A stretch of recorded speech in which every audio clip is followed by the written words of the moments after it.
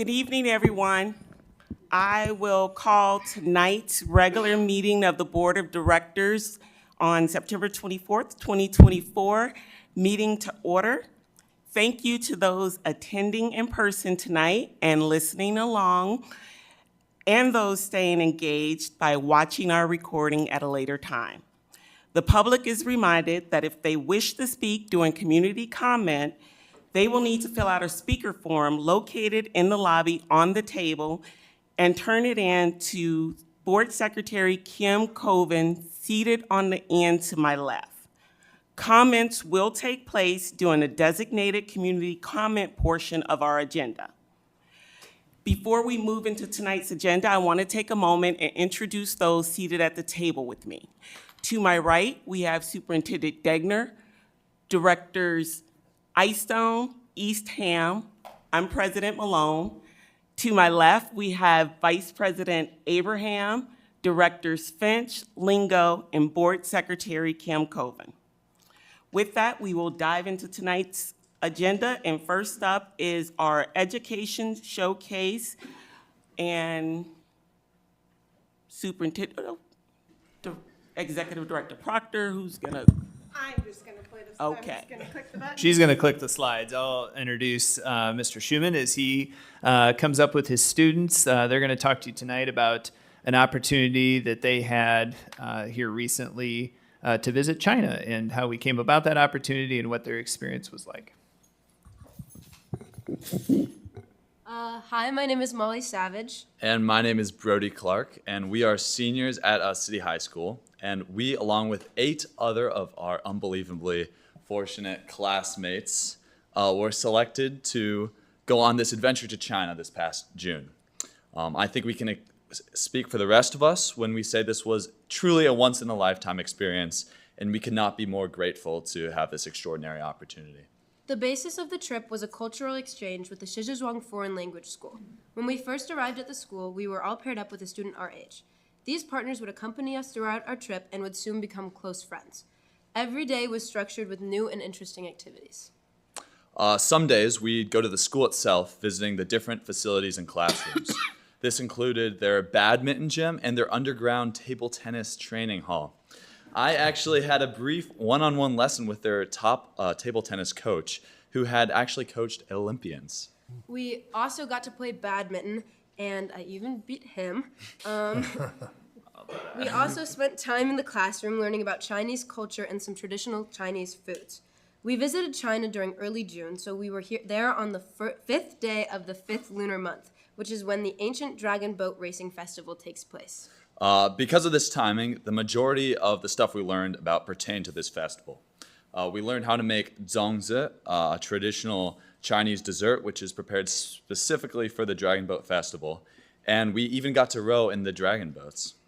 Another learning experience we had was a seminar on water resources, comparing different rivers in Iowa to rivers in China.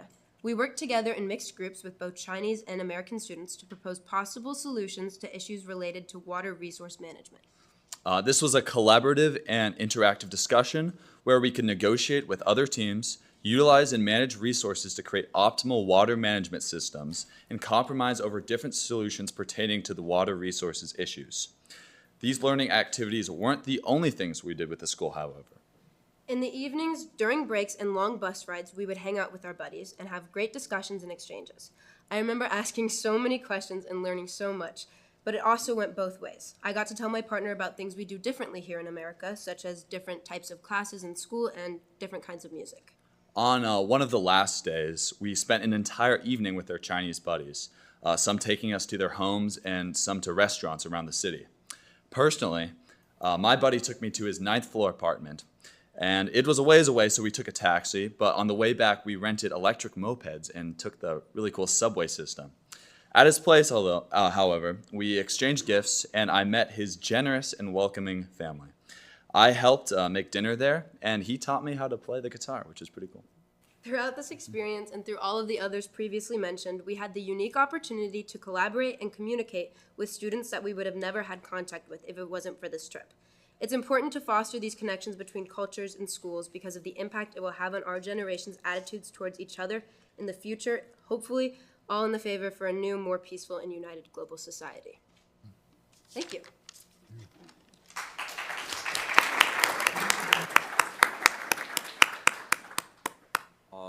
Hi, I'm Ethan LaLumiere. I'm a senior, and I love this trip so much. It really was a once-in-a-lifetime opportunity, like they said.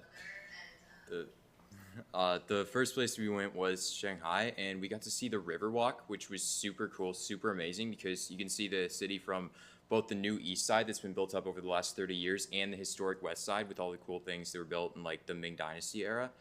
And we also took our first of many group photos in China and got to view both sides of the city. Sally and I also went and talked to a bunch of people about random stuff, like, I don't know, just native Chinese people. We had cool conversations. Then we went downtown. We got to explore the Uom Market and a bunch of cool buildings around there, as well as the Uom Gardens, which were beautiful. And we learned some cool history about them and how they were built. Hello, I'm Saleh Al-Harris. I also loved this trip. I especially loved interacting with random Chinese people. But I think where the trip really shines is how well they treated us in Shijiazhuang, which is where the school is. So in Shijiazhuang, it was interesting for me to see that even though it's a city of 12 million people, it had way more local businesses and things like that than Shanghai, which is also a gigantic city. That was an interesting comparison to make. When we entered the school and when we really got to know the school, they treated us to so many different things. For example, we went to an amazing rock concert with our buddies where they had both English and Chinese songs, and everybody loved it. It was awesome. They even took us to indoor skiing with skiing instructors. Like, I can't make this up. It was crazy. They had so many awesome things inside the school as well. And then, like, on the left there, you can see the view from one of their school buildings, the roof. It was amazing. The last place we went in China was Beijing, and we saw two of the most iconic places in China. My personal favorite was the Great Wall up there in the corner. It's like my screensaver and lock screen right now, but Sally really wanted that, so he's gonna get it. The Forbidden City is what you'll see in that video, and down on the bottom right. It was also so cool to see all the history within it, how it was built, what all the different architecture stands for throughout it. And like during the dynasty, the emperor would have all these people that worked for him in different ways that would all live in these houses. The architecture would symbolize like what their value was to the society at that time. I just thought it was really cool in that historical aspect and just imagining what it could be like to live in that place. It was also so huge. It just puts into perspective the overall size of Beijing, having that in the city center of 20 million people as one of the biggest cities in the world, especially compared to anything we have here. Next slide. So hopefully the video will load. Right now it's just black. But my favorite part of the whole trip was probably the Great Wall of China. As we approached the Great Wall, we were in a little area where it almost seemed like a small town, even though it was like right outside of Beijing, you know? Almost seemed like a small town. And there was this magical piano music playing in the background. And none of us had any idea where it came from. But although that music did not follow us onto the Great Wall, that same magical atmosphere did. And it was just crazy seeing the nature from the view. And especially interesting to me was all the scribbles into every single brick you could possibly see. Someone had written something. And that was just beautiful for me to see, for me to think about and see and wonder how old some of these must have been. It was magical.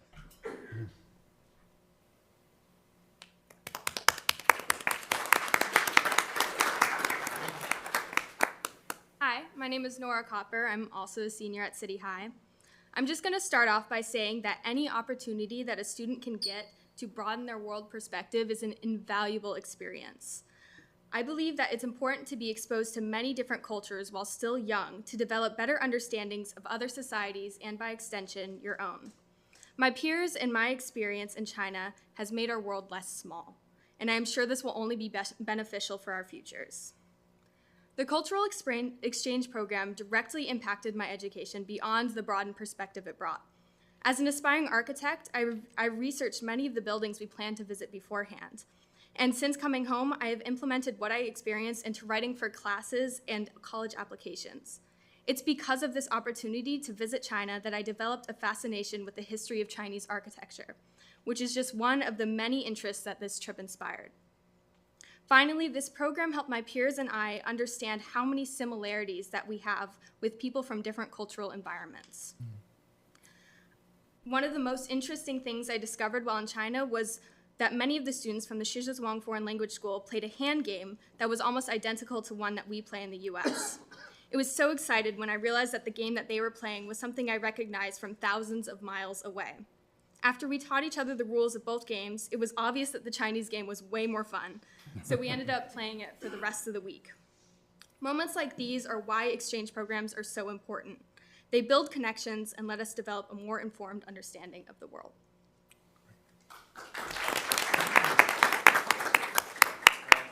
Take a moment to thank the person who's most responsible for making this exchange happen, and that is Tony Joseph, who is in the audience today. Tony represents the best of the Iowa City community. Tony expends tremendous energy and capital building bridges between communities of young people around the world, and I really can't think of a more noble mission. And in Chinese culture, respect is shown through the offer of a gift. So I wanted to conclude this presentation with a gift to the person who truly made this trip possible, which is our dear friend, Tony Joseph. So thank you, Tony.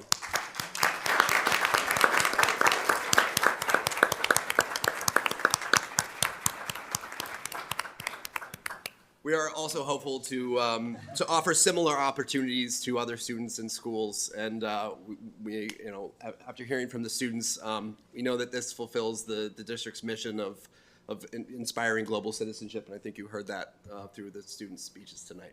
Thank you. Thank you. So much, Little Hawks. We really appreciate you taking time from your busy schedules to come and visit with us and share your experience. I would really love to see the video we couldn't get to play. So if there's a way for you to get that back to the board, that would be great. But thank you. Another round of applause for our students.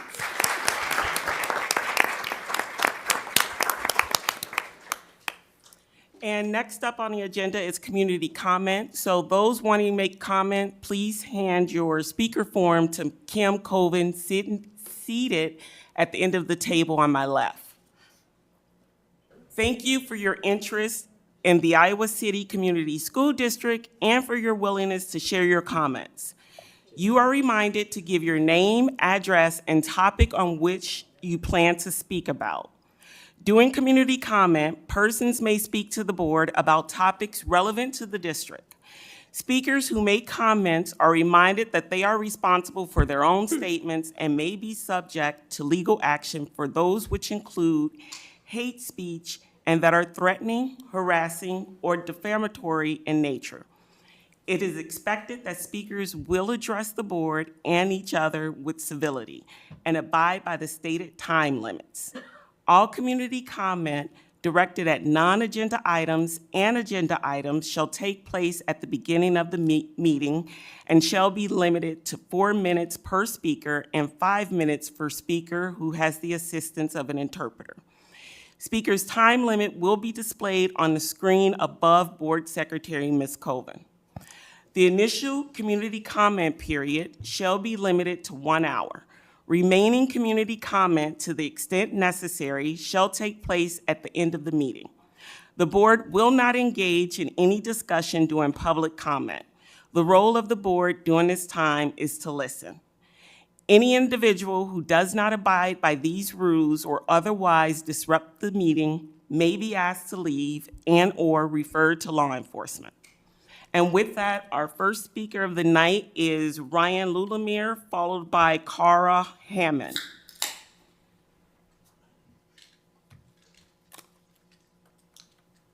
Thank you all. I just wanted to comment on the China trip. My son Ethan was one of the speakers here tonight, and I think you could see what an impact this trip had. And so I really want to thank everybody for their role in doing this.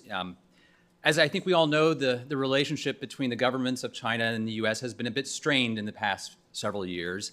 And so it's why programs like this, cultural exchanges, are so important to bring students together from different countries and different cultures and to help them see that the people are not the same as a government, and that the people around the world are still just that at the end of the day, people trying to live their lives.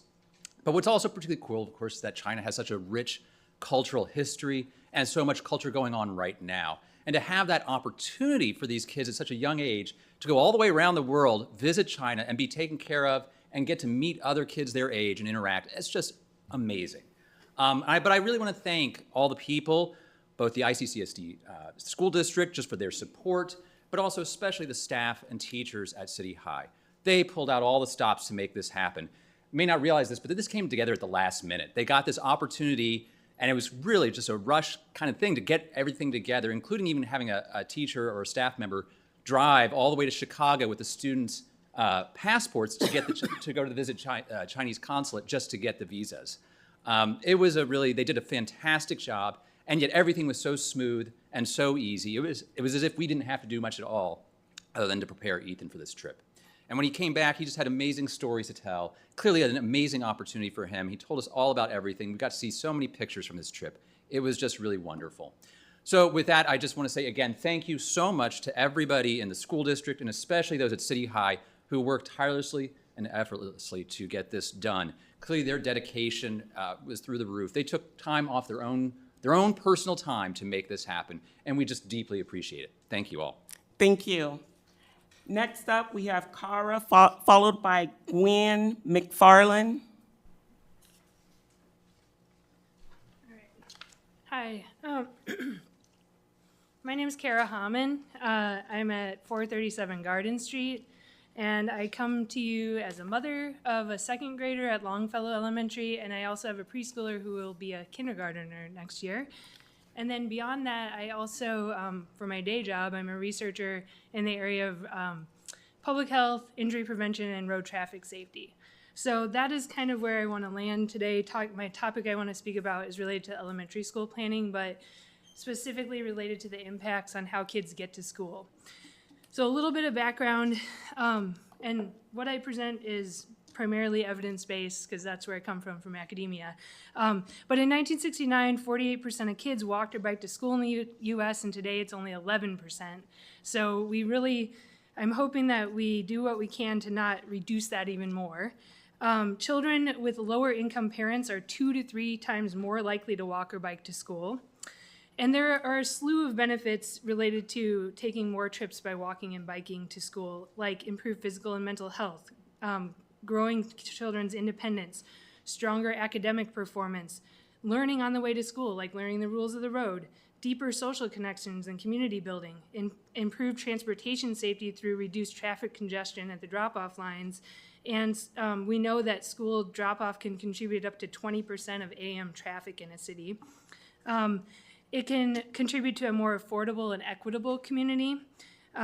In terms of things like cost savings of walking and biking that are a necessity for some people. And I think it's important to note that not everyone can have or has access to a vehicle. Also things like lowering greenhouse gas emissions, improving our air quality, and reduce noise from motor vehicles. The proposed plan, at least what I know of that's been shared, would have huge impacts on safety and health benefits that are currently in place with our neighborhood elementary schools. I actually had a colleague of mine who did a spatial analysis of households within a 10-minute walk of Mann, Lemmy, Lincoln, Twain, and Shimmick and Longfellow. And currently, there's basically no overlap between those schools' 10-minute walk sheds. The walk shed it takes 10 minutes.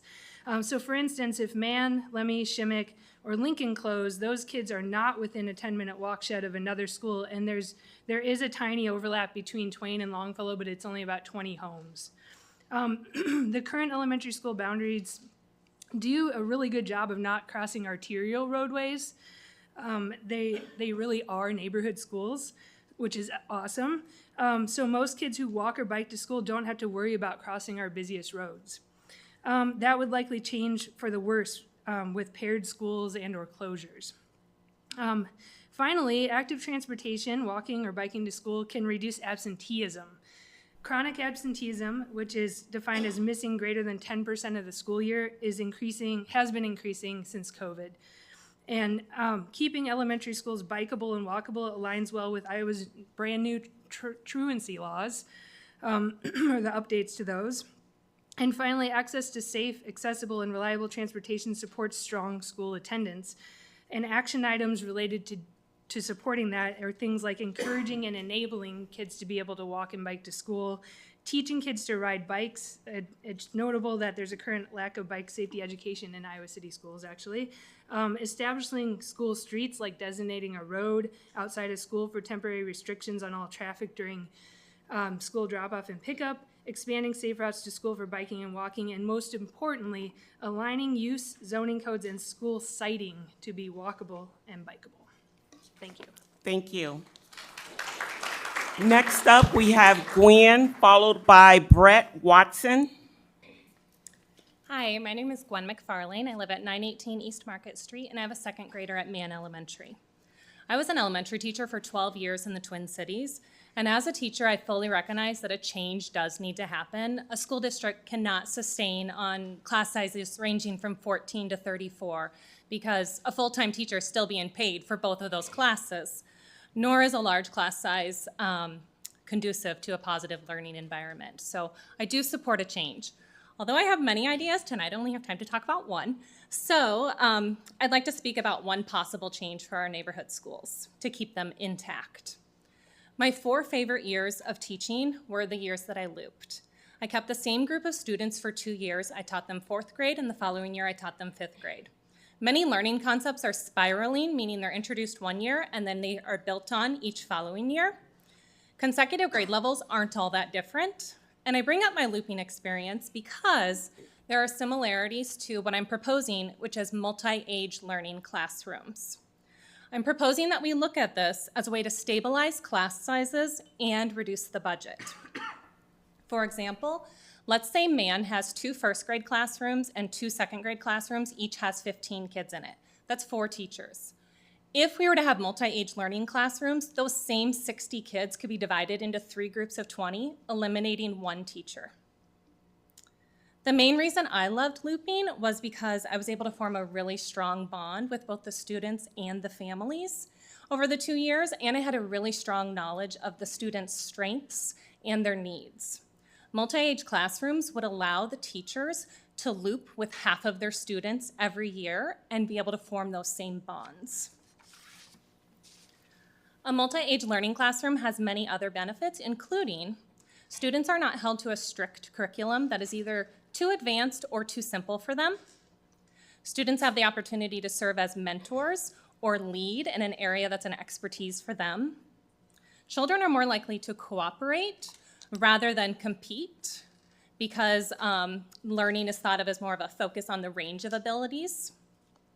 I propose multi-age learning classrooms as a possible alternative to closing schools. Closing Mann could dramatically affect Iowa City, the heart of Iowa City. Families choose to live in that area. Sorry, I'm not gonna cry. Families choose to live in that area, and they do that because they embrace the city life. They walk, bike to school, to work, to restaurants, to entertainment. Strong neighborhood schools attract families, which also helps businesses and the local economy. Without a neighborhood K-5 school, will families still have an interest in buying homes in that area? Or would the area become even more monopolized by university housing and rentals? These decisions that are being proposed by Iowa City Schools will have wide-reaching impacts for the entire community for years to come. Thank you for listening. Thank you. Next up, we have Brett, followed by Katie. Linder, sorry. Madam President, board members, and staff, thank you for the opportunity to speak this evening. My name is Brett Watson, and I live at 7 Roland Court in Iowa City. I am the mother of a current 4th grader and a 2nd grader at Lincoln Elementary, and a 4-year-old that will attend Lincoln next year. My children are 3rd generation Iowa City Community School District students, as I attended Longfellow Elementary, Southeast Junior High, and City High, and my father attended Coralville Central Elementary, Central Junior High, and West High. I moved back to Iowa City when my oldest son was an infant after living and working in the large metropolitan areas of Washington, D.C., Kansas City, and Phoenix. We chose to move back to my hometown because we wanted our children to have the opportunity to be raised near grandparents and great-grandparents in a community that values strong public education. I want to be clear that I may be here tonight as a Lincoln parent, but I am speaking as a concerned community member for all of the East Side schools and the future of City High. I want to address the conversations on social media and comments that have been made by Director Williams and others regarding privilege. I understand that there are those that view the pushback against the re-envisioning plan as a bunch of privileged Iowa City mothers picking up their pitchforks and clutching their pearls to complain about being inconvenienced taking their children to a different school outside of their neighborhood. I think this is far from the truth, and that the response is being used as a way to gaslight and brush off the serious concerns many of our residents have about the plan presented and its lasting effects on our entire district. I am fortunate to have a village to help care for my children while I'm here tonight speaking, and my husband is at another meeting. There are many Eastside parents equally as concerned with this plan that are unable to be here because of work, lack of childcare, inadequate access to transportation, and other factors. I am proud that my children will have the opportunity to attend many of the schools that have shaped our community over the past 100 years. Lincoln turns 100 years old in 2026. It benefited from a recent beautiful renovation. It is small in comparison, but mighty in its strengths, diversity, inclusion, and ability to foster a sense of community for students whether they live a house away or a bus ride away. Lincoln has been an integral part of the Iowa City community. Your own data shows Lincoln at 85% capacity next year, greater than the expected capacity of 17 of the ICCSD elementaries. Small doesn't equal inefficient. Small is okay. I implore you all, the administration and board, to be transparent to your constituents. Show us the data. Acknowledge that data is ever shifting and budget projections shift as well. Tell us how you came up with these ideas presented in your initial pitch. The aggressive move away from ICCSD's core focus on balancing demographics in the name of balancing numbers has potential to negatively affect our most vulnerable populations, those that attend Eastside schools and feed into City High. The school that leads is teetering on the edge of becoming the school that is left behind. I think a serious discussion needs to be had about redrawing those lines and allowing an open enrollment in under-enrolled elementary schools. The first line of defense shouldn't ever be closing or severely altering our Eastside schools. Thank you. Thank you. Next up, we have Katie Linder, followed by Ben Seaver. My message is very similar to Brett's, so bear with me here. My name is Katie Linder. My husband and I have a daughter who's a second grader at Lincoln and a son who we hope will join her there soon. I approach this body tonight with concerns about the district's proposals for re-envisioning our elementary schools, a proposal that in its current state exclusively re-envisions our Eastside schools. We've heard a lot of stories over the last few weeks about how this proposal would impact families on the East Side. Our family too would be inconvenienced by this proposal. We come from one of the privileged schools that Director Williams referenced last meeting.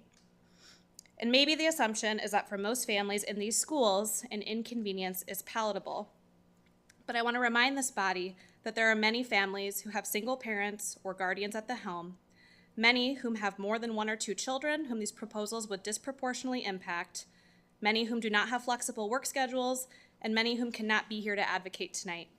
For many, these proposals would simply be disastrous. More broadly today, the reason I wanted to approach this body is to talk specifically about how these proposals would disproportionately impact our City High feeder system. A system that shoulders the most diverse student body in terms of demographics and socioeconomic status. I know this body and our administrators here are very aware of the realities of those challenges. I ask this body and our district administrators to remain clear-eyed on what closures and combinations of our more privileged Eastside schools could mean for City and Southeast in terms of maintaining a wide spectrum of demographics and familial resources in these buildings. We've already seen the impact of vouchers. We do not want to inadvertently push more families into the private system or out of the east side of Iowa City because of the consequences of the decisions made here. This is not a matter of simply looking at a spreadsheet and determining what is equitable. The demographics are not equal across this district, and we do not want to find ourselves in a situation where we are deepening our socioeconomic divide across this community and in the school district. I encourage our leaders to think about the domino effects of these decisions and what that means long-term for our kids, especially those facing very real challenges, those of which are predominantly located on the east side of this community. Does this proposal help them? Is there a way to better distribute the impact so it doesn't disproportionately hit City and Southeast specifically? We've seen this movie in other communities. Des Moines and Cedar Rapids come to mind. I myself grew up in the Quad Cities, where wealth pooled in Bettendorf and Pleasant Valley and consequently really hurt Davenport schools. We don't want that for a district as diverse and academically successful as Iowa City has been, or for a district that really has been progressive in terms of understanding these challenges and addressing them head on. Let's not step back. Please be conscientious of the ripple effects of your proposals and do the due diligence to provide as much data and research as possible to inform this elected body. Our district admin are generously compensated. With those salaries comes the duty and ultimately the responsibility to provide comprehensive, complete information so this body in this room can make the absolute best decision in a terrible budget circumstance. Do not pass data digging and research responsibilities to these board members or the committees that are ultimately made up of many volunteers. Show us what is necessary and what the impact of every option could be. Difficult and really painful decisions are ahead to address our budget and enrollment crisis. I do not envy the members of this board as we face this, but there are very real consequences that will follow what is being proposed currently. We need to think strategically and really long-term about these realities and what it means for students at City, Southeast, our neighborhoods, and communities specifically on the east side of Iowa City. Thanks for listening and for your service. Thank you. Next up, we have Ben, followed by Madeline Crawl.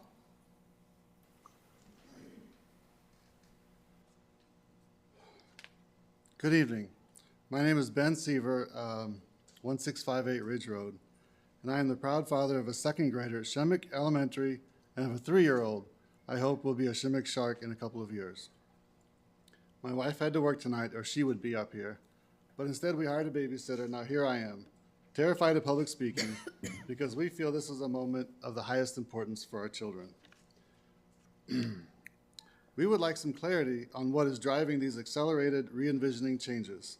The marketing materials sent out by Superintendent Degner claimed that the goals were equity, consistency, efficiency, and improved collaboration. While we heard over and over at the last board meeting that the true reason was budgetary, the district was bleeding money. So the goal is to save money where possible. We would like some clarification as to the real goals of these changes, and whichever it is, to see some real, concrete, and actual ways that the proposed re-envisioning would achieve those goals. Show us a model or the research where this will improve education for all in the district. Since I only have a few minutes to speak, I'll limit myself to just a few remaining points.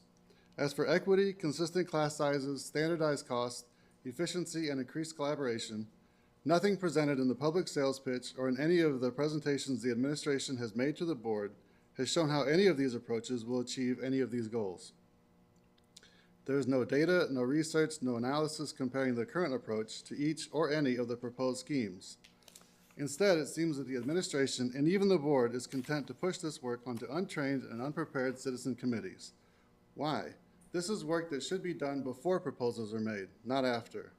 To do it this way suggests that data is now being sought to support a foregone conclusion. It also seems that these citizen committees are being set up to give public relations cover for what could be some very unpopular decisions. So the administration can shrug and say, hey, we had committees, it's what the people wanted. Don't do that. I do wish my daughter's second grade class was smaller, but I'd rather not dismantle East Side schools to make that wish come true. As for the budget, much of the blame for the district's current budgetary woes seems to be righteously placed on the state's hostility toward public education and more specifically, the new voucher program that is diverting money from public schools to private schools. Another cause that has been cited by this body is declining population leading to declining enrollment. These seem to be very real threats and certainly have had very real impacts on the district's funding, now and in the future. However, we should also consider how much of the district's current monetary woes are self-inflicted. You are considering closing some inner ring schools. For what? Budget shortfall, efficiency? But at the same time, you're also sitting on multiple parcels of vacant, valuable land so you can build more elementary schools in some vague, uncertain future. If the budget mess is urgent, act like it. Sell these undeveloped properties. Besides, moving kids and resources from inner ring schools to new schools in undeveloped areas has the potential to further hollow out the urban core and accelerate growth into the cornfields and natural areas outside of town, a population model that has proven to be extremely detrimental and disastrous wherever it has been tried. In addition to these vacant parcels outside of town, you recently bought the Tyler building on the ACT campus at great cost. Perhaps the board needs to decide if they are real estate developers or educators. For our kids' sake, I hope you'll choose to be educators. Thank you. Thank you. Next up, we have Madeline, followed by Erica Peterson.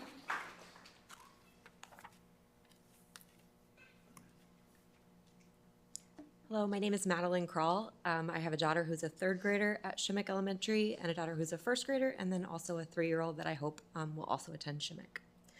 My husband and I are both Iowa City natives and attended Regina K through 12.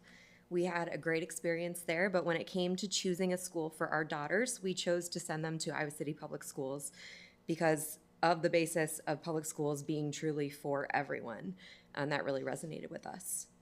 I recognize that the state has put us in a particularly difficult position from a budgetary standpoint and that we have to consider all options, but many of us are here because there's a significant disconnect between the problem at hand and the solutions that have been proposed. I have 3 asks of you this evening. 1, we want to hear clearly articulated what is the problem that we are solving for and what are the pros and cons of all potential solutions. Data should inform solutions, not be an afterthought. 2, how do these solutions fit into our district's long-term planning? The preschool consolidation and pairing options, for example, directly conflict with the district's focus in recent years to minimize transition and would require additional costly renovations, potentially for schools who have just finished major renovations. And 3, how can we ensure appropriate, flexible resourcing to support our schools and especially our most vulnerable students? Public school is for everyone, and the negative impact of proposed solutions, like splitting families to as many as 5 different schools, assuming that the number of students in a classroom tells the full picture of resourcing needs, or closing their neighborhood schools in favor of a niche academy, should not be underestimated. We're all here because we care. We want to support the pursuit of feasible solutions to the issues at hand, but to do that, we need all of the information. Thank you. Thank you. Next up, we have Erica, followed by Mackenzie McCord. Hi, I'm Erica Peterson. I was here actually speaking the last time, but I wanted to make a few comments about some of the things that were said after the public comment last time. There still has been no transparent communication from the district about what is happening. At the meeting, we were told that this is obviously about the budget, but that's not been clearly communicated to the entire district, let alone our whole community. The district is the only entity that can communicate to all families in this district, and we need transparent communication so that all families know what is at stake. These changes are not, they may begin with the east side, but they're not going to end there, and all families should be aware of this. There were a few well-intentioned comments from the board last time about other kids having gone through hard transitions. And I just want to push back and say that's not a sound basis for policy making. We know that transitions have academic detriment, and we need to put that cost on the table and make sure we're considering it. Particularly when we're only putting that cost as of right now on a few schools in the district. I also want to touch on another comment that I haven't been able to stop thinking about since the last meeting. It was said that this is short-term pain for long-term gain. This is not short-term pain. Like many parents across the district, I have multiple kids. I am going to be in the elementary system for at least the next 9 years. Taking kids to a school that's no longer there, or taking them to a new school or different schools with different staff for the next decade is not short-term pain. It is not short-term pain for our neighborhoods to lose a school. No one can predict future changes in growth or funding 10 years out, but you can predict that our neighborhoods will suffer by reconfiguring and closing our schools. These knee-jerk cuts are instead just a self-fulfilling prophecy, rather than long-term planning. Who's going to move to our neighborhoods, for example, if we're the only place in the district where your kids have to go to multiple schools at a young age? What will be the impact or economic harm on our neighborhoods? What will it be to local businesses? Those are not short-term. The risk of losing daycare spots and increasing prices for childcare across the area, as childcare facilities have warned the district, could have very long-term pain for parents well into the future. The climate impact of destroying carefully planned walkable schools close to our downtown and instead driving and busing kids around is not short-term pain. And the long-term gain, the promotional material that's gone up and down off the website, numbers have changed, they've been obviously inaccurate. These things have eroded public trust in this process before it's even began. And it also has the risk of disenfranchising the district's most valuable assets, its families. That is not long-term gain. This proposal seems unlikely to achieve the vague stated goals and more likely to cause more problems, which will require shuffling around more kids in the future, or perhaps building new buildings to replace the ones that just received multi-million-dollar renovations that we're now thinking of closing. I recently learned that the district bought 16 acres of land on the west side at the same time Hills closed, and I must ask, for whom is the long-term gain? Finally, buying an $8.7 million building on the ACT campus, and now instead of using it for its promoted purpose for student learning, it's to be replaced for the administrative offices. In times so tough, we are closing schools. This feels not only necessary, but like a slap in the face. Thank you. Thank you. Next up is Mackenzie, followed by Matthew Fleming.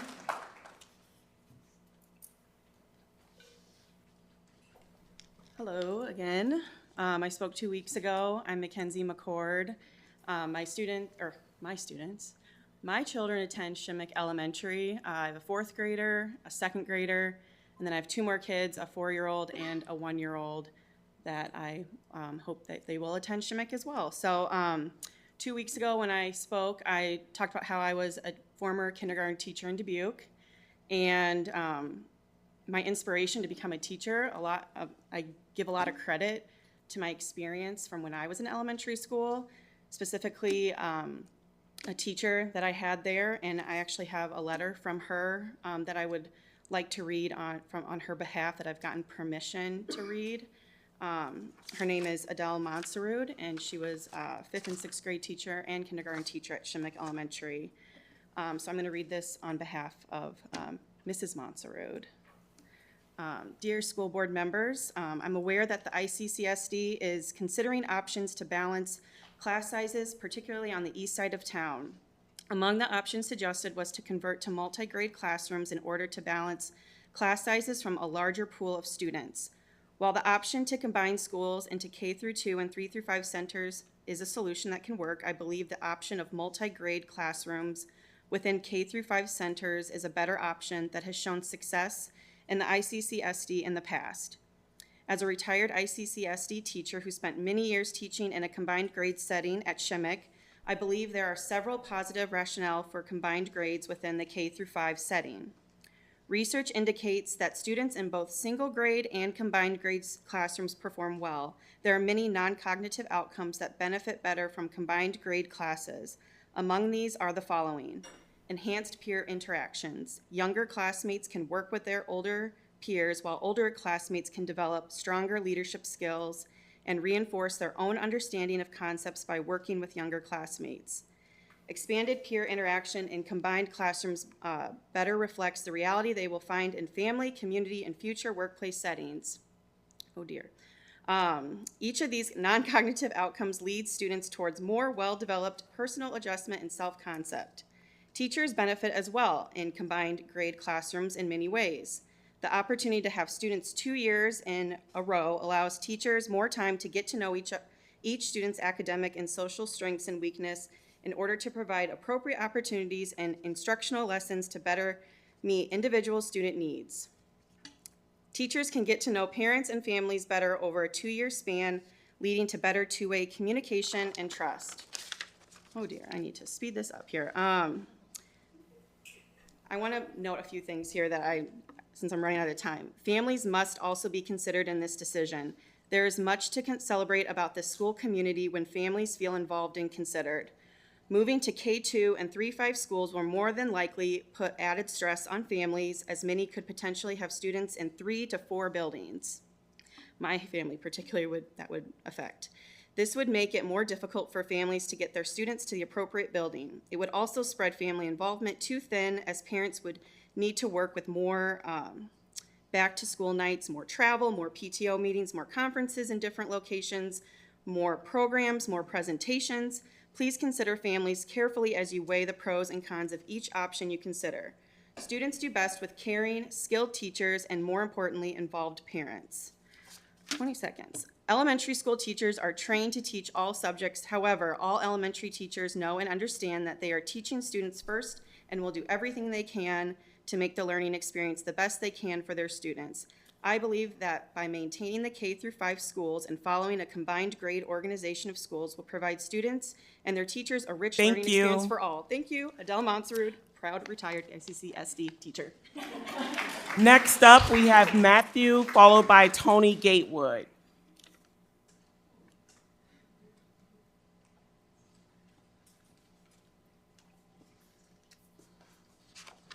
Hello, my name's Matthew Fleming. I'm a parent of a third grader at Shimmick, and I live at 14 Forest Glen.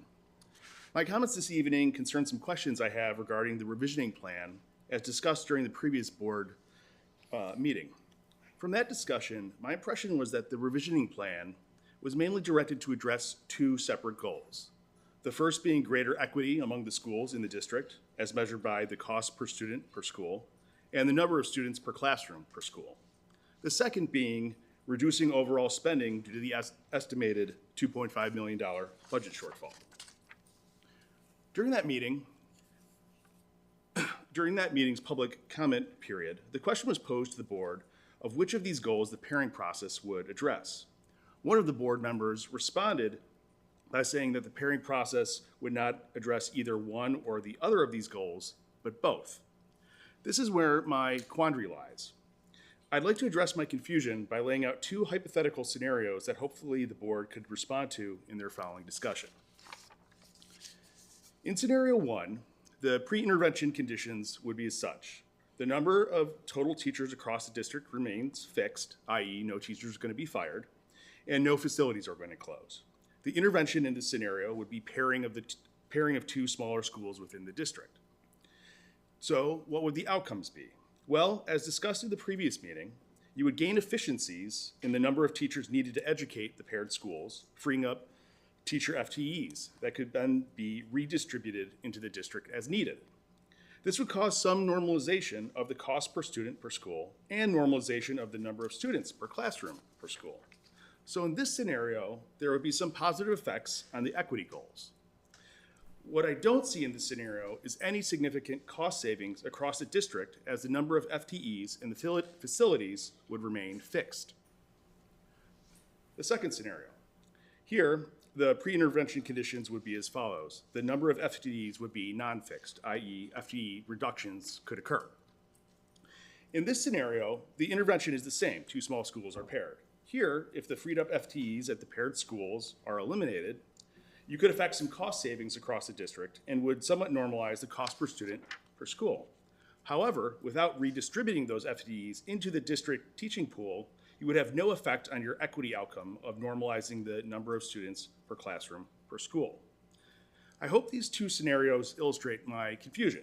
There's a stated goal to both reduce cost and increase equity with these plans. However, by relying on this paired school schema, it seems that these ends are in tension with one another. So those scenarios represent the questions I have for the board. I'd like to make one final comment regarding the potential pairing scheme, and it's one regarding effect size. So if you're trying to affect both equity changes and cost savings across the district, but by doing so by only targeting either 2 or 4 of the smallest schools within that district, your outcome size is going to be quite limited because your outcome measure is directly related to the students involved in your intervention in a linear manner, i.e. if your multiplier is small, here, the aggregate number of students at these small schools, your outcome is also going to be correspondingly small. With this in mind, the exploratory committee needs to perform essentially a power analysis to make sure that these interventions are worthy of the great costs that they could impose on our school communities and undergo an avid exploration of alternative solutions to these problems. Thank you. Thank you. Next up, we have Tony, followed by Joel Berger.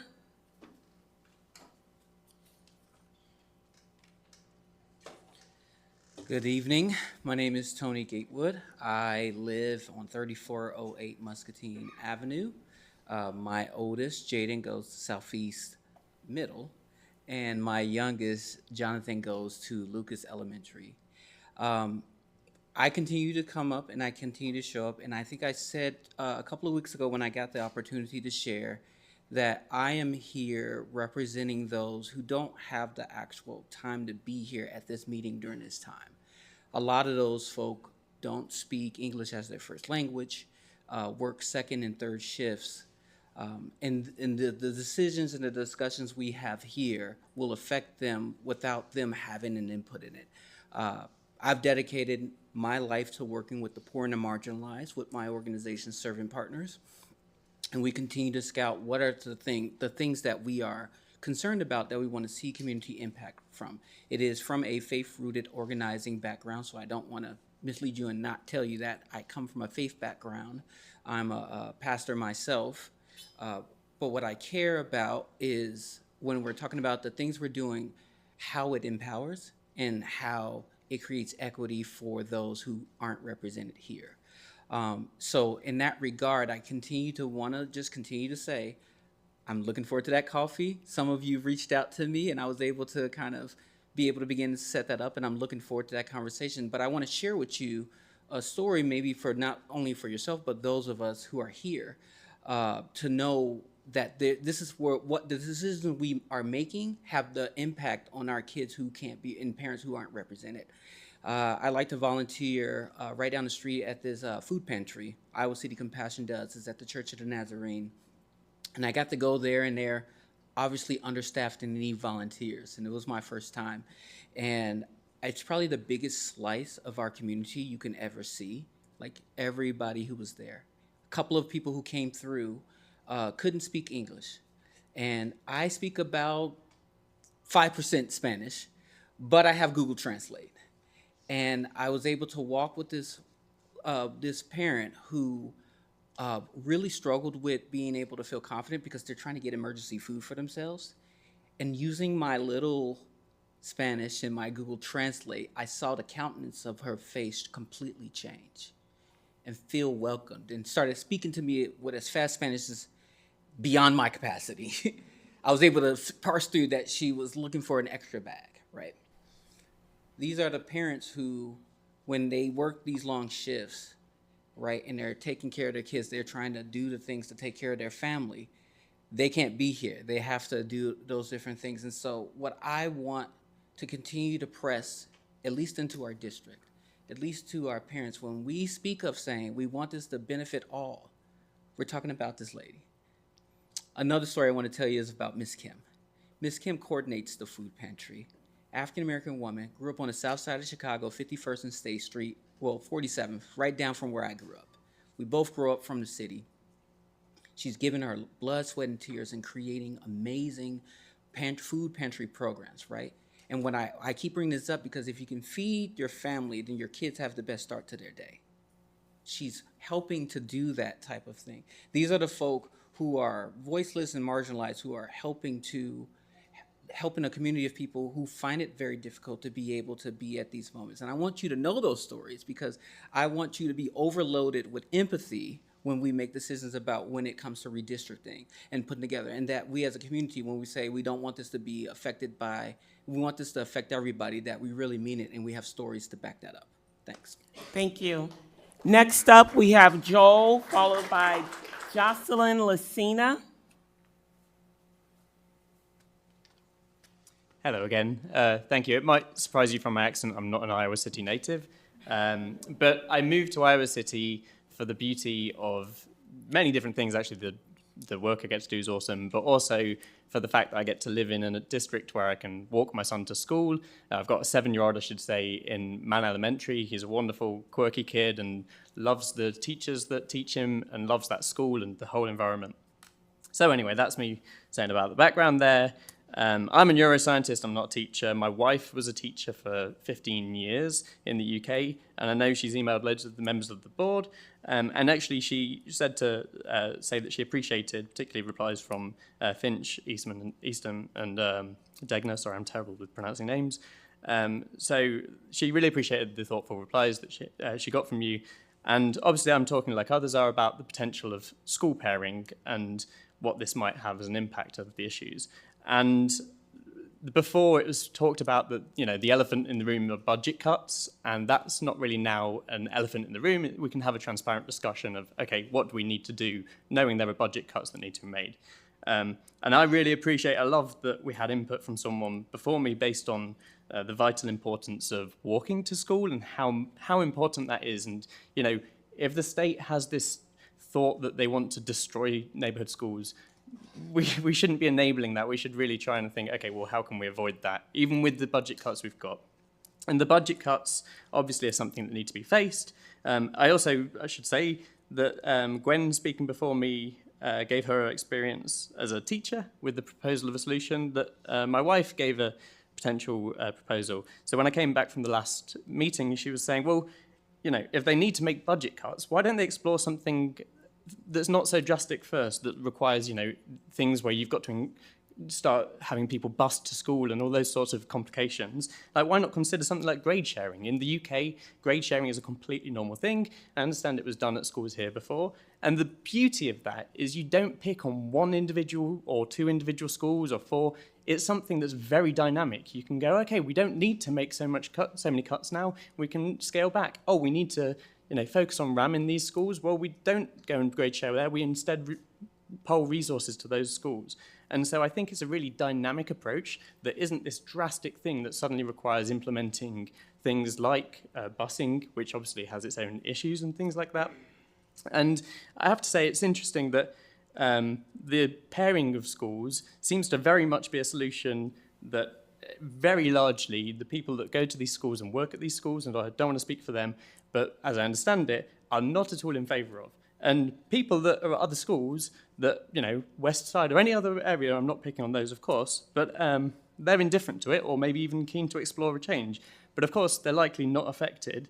And so I think we really do need to listen to our communities that moved into these areas of saying, wow, we can have this neighbourhood school. I love that we've got such diversity in our school as well. We get diversity of people that my son gets to interact with and that I get to interact with in terms of parents as well.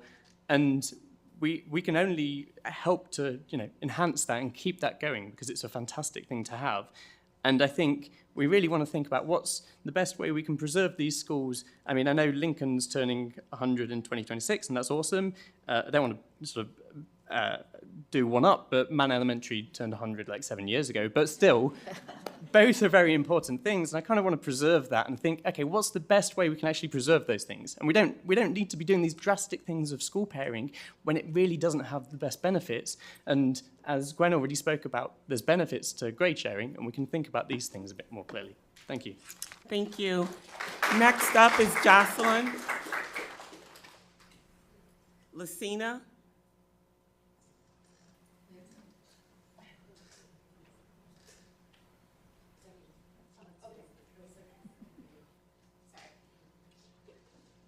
Jacqueline, right? Jack. Thanks, Lansdale. Oh, I'm sorry. That's okay.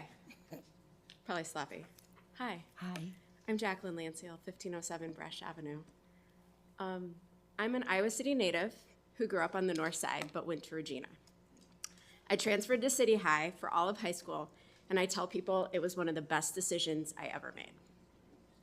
I also knew that one day I wanted to move back to the north side so my kids could attend Shimmick Elementary. I did just that. Both of my kids started as kindergartners and are currently at Shimmick. I could talk for hours about how wonderful the school is, how much my kids love it, and the community that has been built there by the families. Instead, I want to bring up a topic I've heard a little bit only about. It's philanthropy. Private support from those in our community. I'm sure you have an amazing foundation, an amazing group of individuals who are working really hard, raising private dollars from people and companies throughout this community. So community events such as Run for the Schools, that I was part of volunteering throughout my time with my family. Also things like dining out, booster clubs, they're great ways to increase community awareness and bring smaller gifts, but we need way more than that. And our community needs to hear from you how we can help. The reality is, unfortunately, that our state is not supporting public education like we'd want, and that is placing a huge burden on schools. Private support is essential. From college campuses throughout the country and medical institutions who lean on major donors for support. Also noting that grant funding isn't like it used to be. We're in the same boat, Iowa City. We need major support from private donors. But we as a community really don't know the impacts our gifts can have and what you need from us.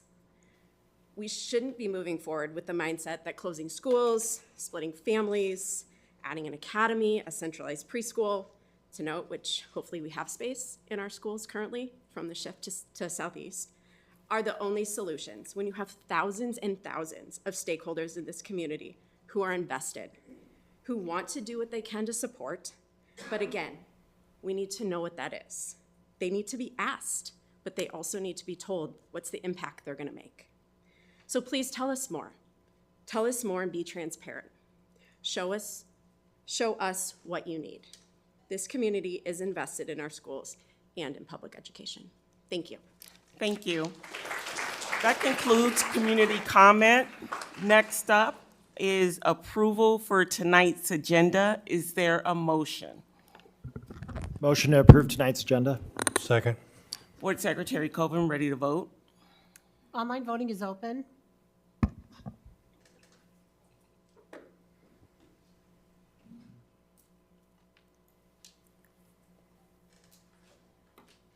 All votes have been cast and the motion carries with all directors voting in favor. Thank you. Before we get to tonight's consent agenda, did any of the directors who reviewed the bills have any additional questions, comments? Okay. Are there any items that directors would like to pull from tonight's consent agenda? I would like to. Go ahead. I would like to pull the Wolpert enrollment projections agreement. That's item 10. Anything else? Hearing none, is there a motion to approve tonight's consent agenda minus item the Wolpert enrollment projections agreement? I move that we approve tonight's consent agenda minus item 10, Wolpert enrollment projections agreement. Second. Board Secretary Coburn, ready to vote? Online voting is open.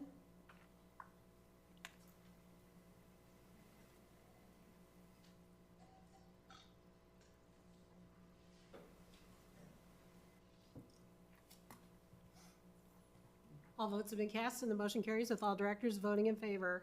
Thank you. That takes us to the item pulled from consent agenda. Director Lingo? I would just like Superintendent Degner's comment on I'm sorry, I usually give you a heads up beforehand, but I forgot to today. But if you could let us know about the agreement and what its purpose is. Yeah, I actually have some more comments that I'll follow up on with the first agenda item. But every other year, we commission a demographer study to try to understand our enrollment projections. We've been doing that, at least my familiarity with it, since the onset of the first facility master plan. As you probably know and understand, our enrollment has shifted dynamically in different ways. We have gone from a district that at one point would gain 150 to 200 students a year to leveling off in that enrollment as we've seen the last couple of years. So for us to plan long-term and to have an idea about how we address things like facilities and our budget, it's important to understand those enrollment projections and how that looks across the district. So that's what the board's being presented with tonight, is an agreement with our demographer to conduct those enrollment projections. And then, like I said, I'd like to follow up with some more comments in a minute. Are there any additional questions or comments? Hearing none, is there a motion to approve? Motion to approve the Wolpert agreement. Second. Board Secretary Coburn, ready to vote? Online voting is open.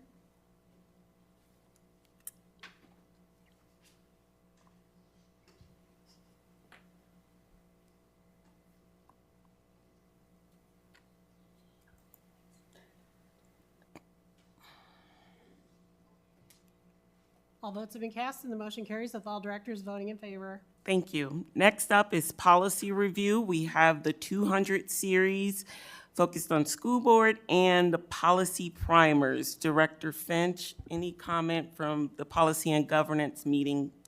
Thank you, President Malone. And again, very short meeting. We did talk about, in addition to the conflict of interest policy, the administration is going to work on that and bring that back. But otherwise, most of the changes were changes in semantics only. There is a change in basic instruction. Fine arts will go from 3 units to 2 units requirement, and foreign language from 4 units to 2 units requirement, and that's primarily because of change in state code, which is a result of teacher shortages. Thank you. Can I ask a question? What constitutes a unit? Is it a semester, a year?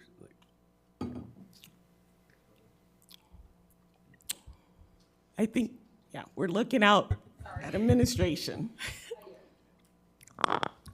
So when we talked about that in P&G today, so when you have those units, that's the offer and teach for a year. And so a lot of this code change is a Chapter 12 code change from the state of Iowa addressed teacher shortage. So it's a struggle for especially our smaller districts to offer, 4 tracks of foreign language or 4 full years of foreign language. I'm blanking on what the other one in there right now was, maybe the CTE area. Fine arts. Fine arts, thank you, Jane. That's where we saw the other change from that shift down in a year. So it's really to allow some of those schools that are struggling with getting teachers to offer all those sequences. Those are the minimum requirements, yeah. Okay. Just for my understanding, these are minimum requirements for the district, is that correct? So we could offer 3 units of something. Yes, Charlie, yeah, we offer more than what's required stated there. Thank you very much. Yeah. Any additional comments? Thank you. Next up are our discussion items. First up is the re-envisioning elementary school update. Superintendent Degner. Thanks, President Malone. Good evening again, everybody. First, wanted to take a moment to thank our community for all the input you've provided on our re-envisioning elementary schools discussion. I understand that our initial messaging caused many of you stress and frustration, and I'd like to apologize for that. As your superintendent, I've decided to revisit the process we laid out at our last meeting, and most importantly, collect some more information and slow down. It's no secret that the budget challenges we described at our last meeting are going to require many difficult conversations. The recent shift in declining or leveling enrollment and the impact of vouchers were not something we or even our demographers could have predicted. We continue to learn about the dynamic nature of these trends and potentially others as we plan for the future. Considering how quickly the budget can change in public education, it's my responsibility as superintendent to keep on top of those trends and consider the needs and wants specific to our district. To achieve this, I want to make sure we build the best and most transparent process possible. For that to occur, my team and your board need all the relevant information at their fingertips.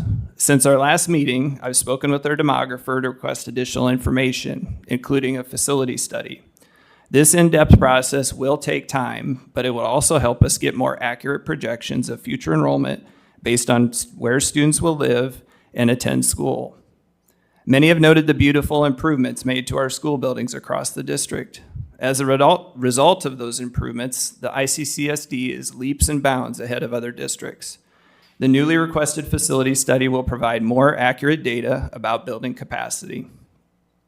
Later this fall, we will also receive additional budget clarification, including our certified enrollment, the impact of vouchers, and the changes made to the AEA system.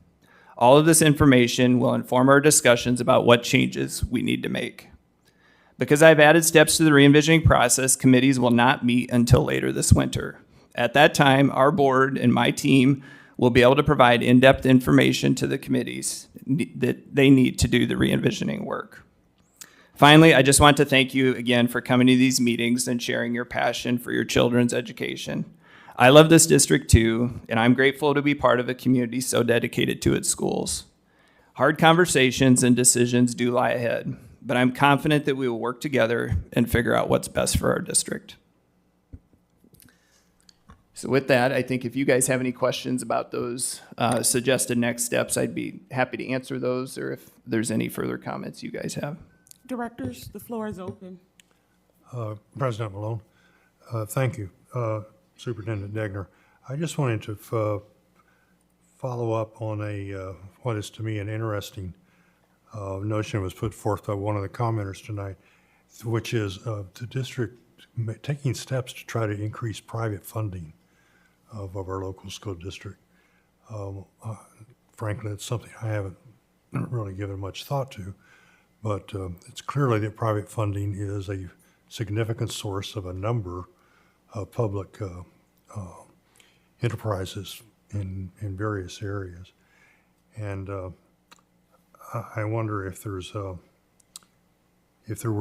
might be an interest on the part of the board and the staff in considering what was suggested tonight, which is increasing the amount of private funding, perhaps by setting goals and having a frank discussion with the foundation and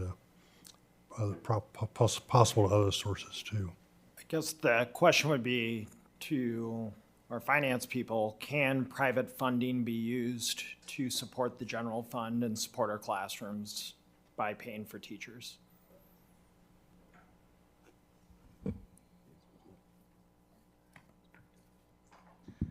So the answer to that is technically yes. I would be very cautious about doing so. We have not used funds from the foundation to support staff salaries, teacher salaries, and a lot of that has to do with predictability of those contributions, plus the limited nature of those contributions to this point. And so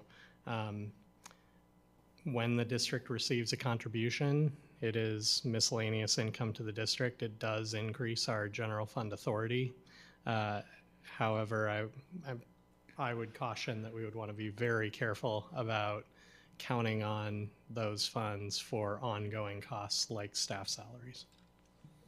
I think that's, it's a topic we could definitely spend some more time on. I think Adam did a nice job of stating some of the challenges tonight in the quarterly financial report when Adam talks to you about miscellaneous income.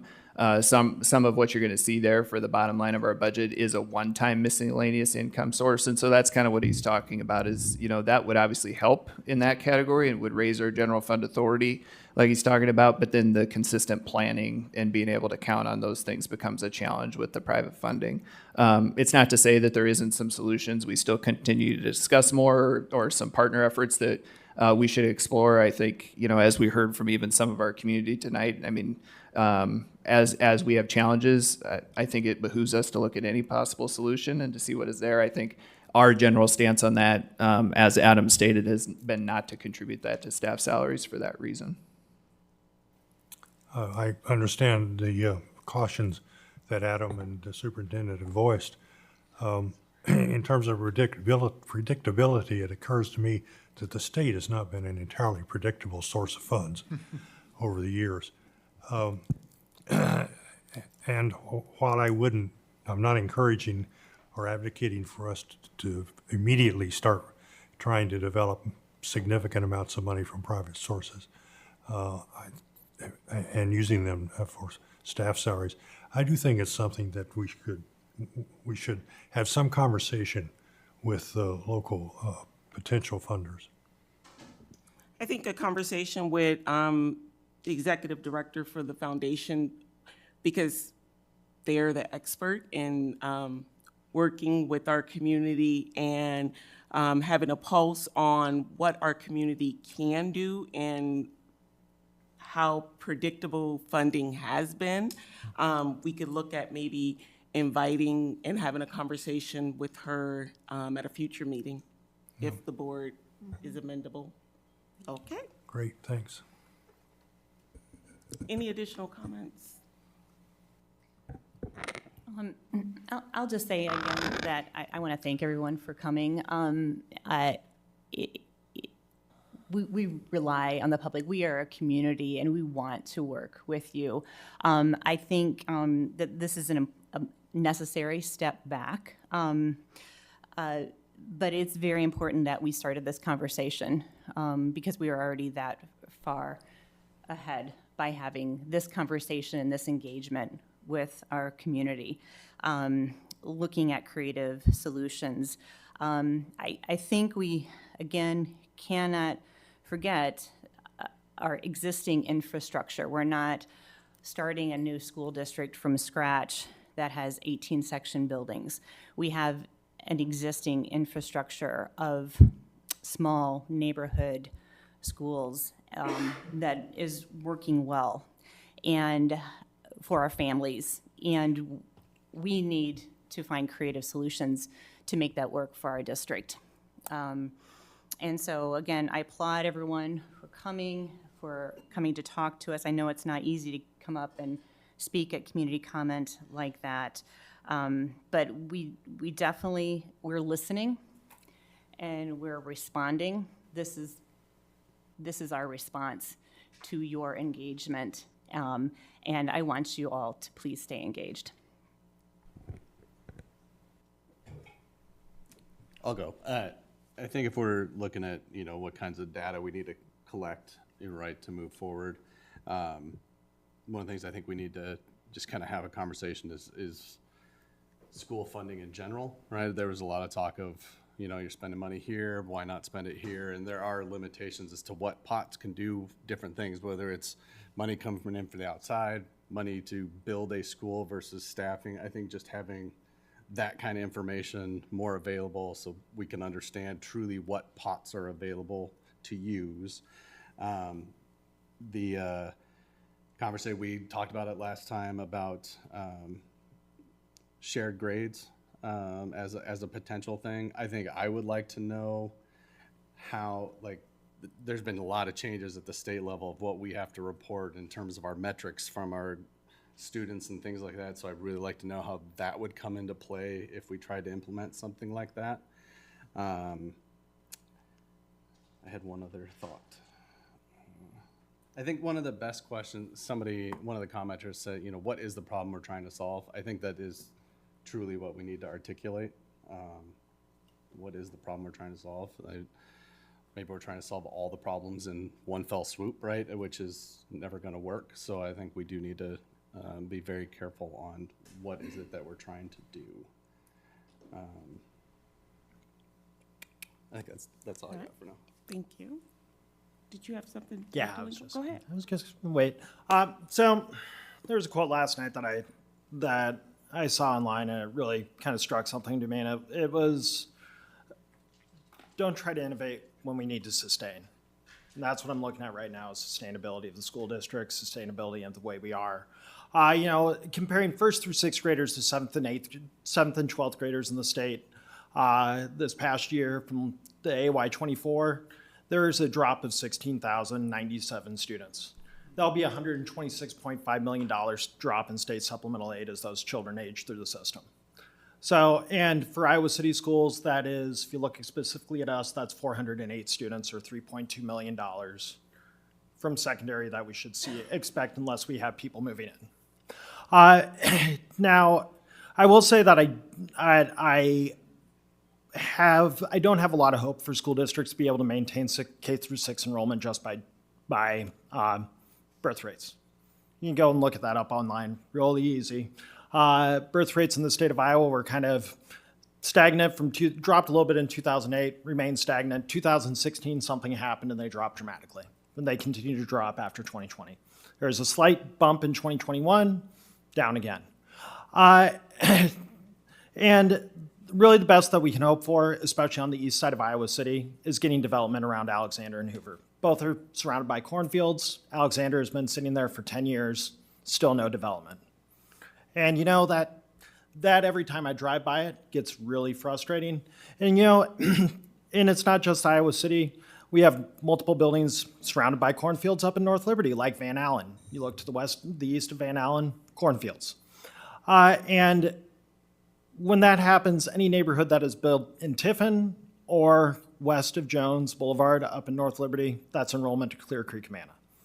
So I would hope that as we talk through this, that we are impressing upon our city and community leaders the need for development of housing, because everybody, you walk down the street, people want housing, right? The price of a house and what we are seeing in some of the areas in Iowa City, just $1 million homes, and come on. Not a whole lot of us in this room, maybe at this board table, can afford $1 million home. Maybe we can. But you know, what I want to shift focus on is vouchers. And it's making it that much worse in our community. The only thing my sister-in-law, who was one of those East Side schools, told me that attended the meeting last week, said, you know what, why wasn't there a focus or discussion of vouchers in all this? So first of all, thank you to the parents here today. Thank you for choosing to use public schools. You had that choice. I came in as, I don't know, am I the first board member that has never had children in the school district? Could be. And, you know, when you have a kindergartner under vouchers and you hang out with people that have that choice, you understand the fruit that is dangling in front of you. Because you do not have that built-in network within those school buildings. You do not have that built-in network within that school district. And again, thank you.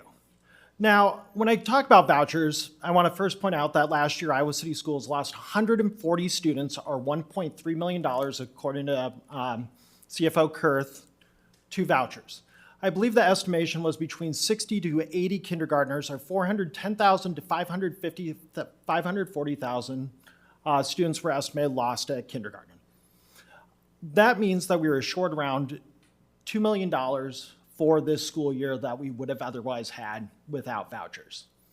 And the thing about that is, going through those numbers and meeting people and talking to people, you know, a few weeks after we closed Hills Elementary, voted to close it, I went to the Education at Everyone's Business breakfast.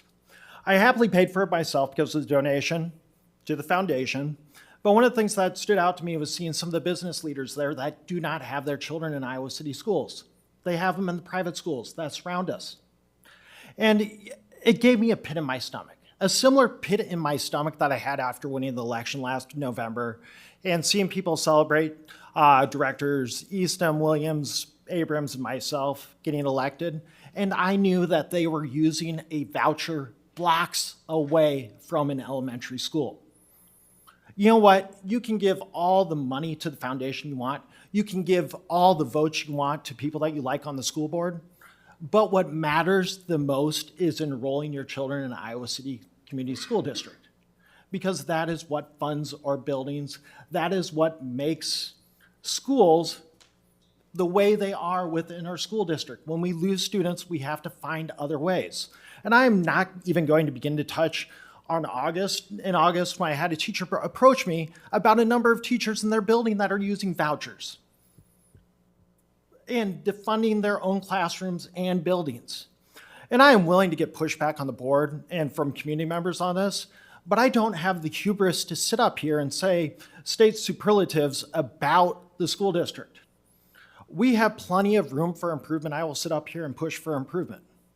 And I hope that you contact us and push us for improvement instead of just unenrolling your students in the school district. I mean, and every one of us had that moment of a teacher administrator that did us wrong while growing up, or as parents or guardians. I mean, I'm a little new to this, so I haven't hit that wall yet. But you know, there are still those many magical moments that happen for us in the classroom, for our children in the classroom, and in those buildings that we should not forget. Now, for those of you that are watching, listening along, or in the audience, that are scared about your child's building will close, or that they will be paired up with another school student, or that their boundaries will shift every few years. I am one of those people that lives a block away from boundaries on each side of my home. Or that your youngest child's secondary experience will not have the same curricular and extracurricular options that your oldest child may be experiencing right now.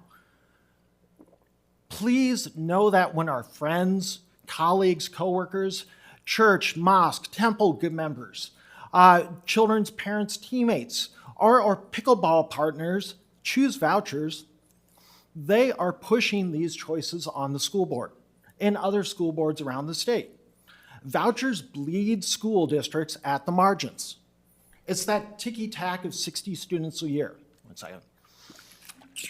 So that 60 students last year becomes 120 students the next year because you have 60 at kindergarten, 60 at first grade. And within 10 years, you have 600 students lost throughout your school district. And that is how they bleed you. And that is the point. Angry communities result in less support for their instructional and building levies, and it encourages greater use of vouchers to put children in those religious, private, and charter schools. This is the end game. This is what ALEC wants. This is what Americans for Prosperity wants. And I am just watching their 4D chess moves come to fruition in front of me. Vouchers are here. And as I talked to, he's out in the audience right now today earlier, we are no longer in the waiting and seeing phase. We are in the seeing stage, and I refuse to give up on public schools. Thank you. Thank you. Any additional comments from directors? All right. I got one more ask for superintendent as we're kind of gathering data. I know that there are several districts around us, like we're surrounded by a lot that have more transitions in their different grades. Some are more in the middle school age, some are younger. And I would like to kind of hear from them how they're working. I know, I believe Clear Creek just this year split two elementaries, and I would like to hear how that's going, right? What has been their positives, their negatives. I think real-time answers to give us some pros and cons instead of us speculating on them might be helpful. So. Thank you. And thank you to all of our community commenters who came to share information with us and those who came to attend our meeting tonight. Thank you. Next up on the agenda is the middle school update. And Superintendent Degner, you want to Yeah, kick I'm it gonna off? give some lead time here. I don't know, are you guys coming to stand in the front or are you keeping it in the back? Okay, well, we have our 3 middle school principals here with us that have been waiting patiently, so we want to welcome that. Maybe we give them a round of applause when they come up. How about that, everybody, for the job they've done to start the year with the transition. So we have Principal Fitton, Principal Cook, and Principal Miller with us tonight to help Mr. Potacek provide the update here about our transition to middle schools and where things stand with some of our programming efforts, and then also construction. As we know, we've been busy trying to get that wrapped up as we started the new school year. So, Lucas? Thank you, Superintendent Degner. I'm going to first start with our itinerary for our presentation tonight, and I'm just excited the fact that we've got our principals up here tonight to deliver the bulk of our updates here. So we're going to start with Jeff to deliver some construction updates on our buildings. Obviously, I know that's a big question within our community and conversation. Next, I want to provide just a brief update on our programming, and then again hear from our building principals, the most important people here for this part. Good evening. For the last couple of months, we've been going out once a week to meet on site and that to make sure everything's going well and that. And we were out there today. I was at all 3 schools today. And the progress is still going on the interior. Again, not as quick as we would like, but we are on schedule to be on the second floors at Southeast when we come back from break on the 15th of October. So the 16th, the kids should be on the second floor. The teachers can start to set up the 15th, and the 14th and 15th. At North Central, we are scheduled to be in those rooms at that time. Colby has a different plan up there, so we are still scheduled. Kimberly has most of her rooms now. We are scheduled to get 4 more, I think, on Monday. And we're still behind on one FEMA room, and they are to give us the plan on the schedule for that next week and that. So we will be seeing a lot more being done now on the exterior because we asked them, to concentrate on the inside of the building. So in the next couple of weeks, you should see a lot more site work. And at Northwest, we should hopefully in a week or two see the retention wall being built, and that's about it. I don't know if it makes sense right now, before we get into the programming and before we hear from the principals, if there's any questions or comments you have regarding construction updates. I will say, I think they've been uncomfortable with the number of administrators they've seen lately during their construction projects, which to us is fine. But I would say just a big thanks to the team that's supported that and continued to check up on that and press. And we've tried to communicate, kids are here now, school's in session, we need you to not be here. And so we do feel like we're getting some good response to that. Jeff talked about some of the timelines we'd like them out of there, but that's been a continual focus, not only as we approach the year, but as we've been into now these transition weeks. So thanks for that update, guys.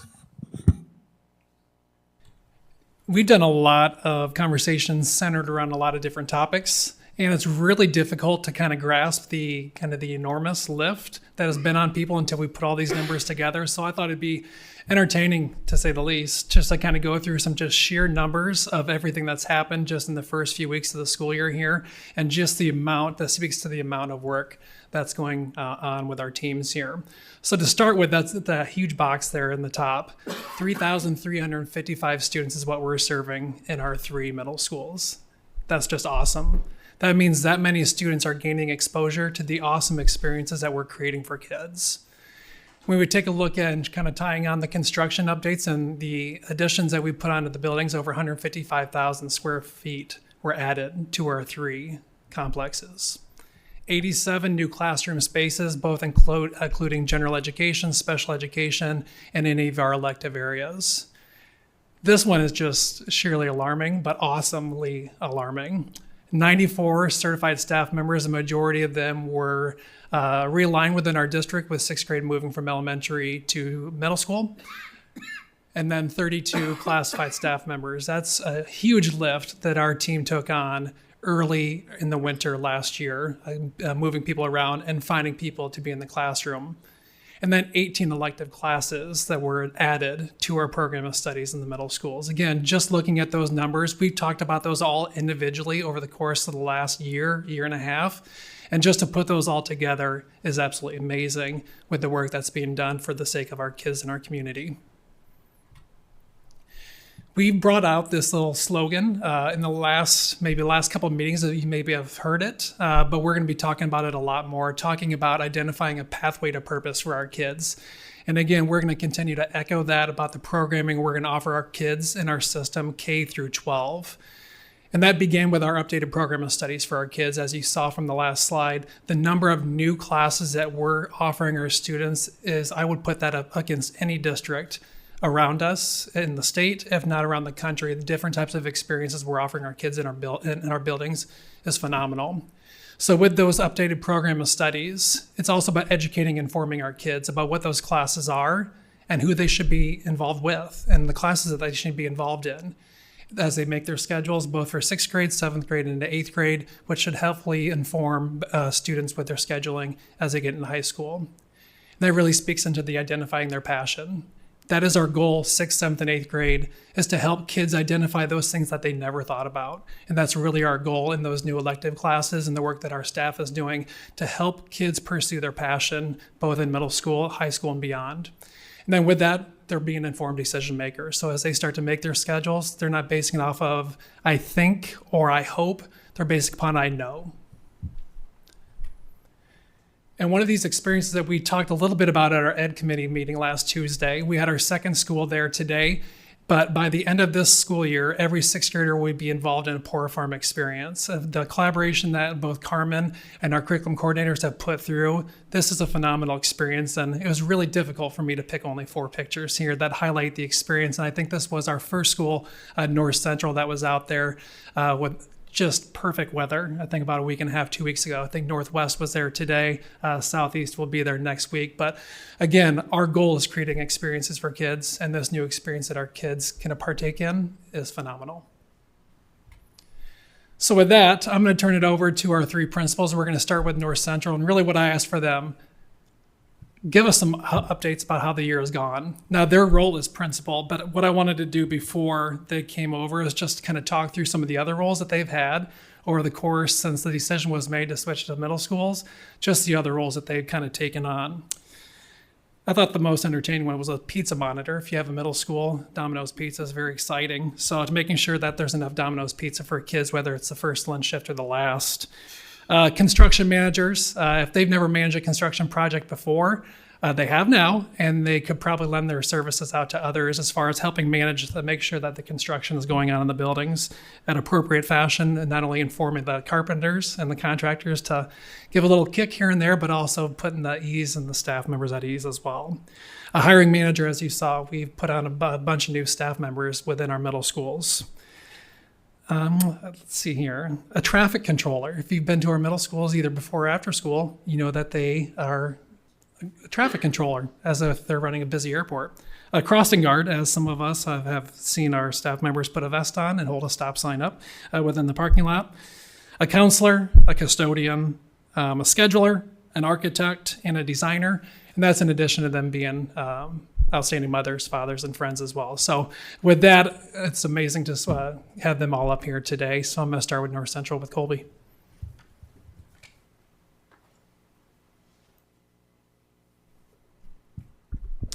Thank you for having me.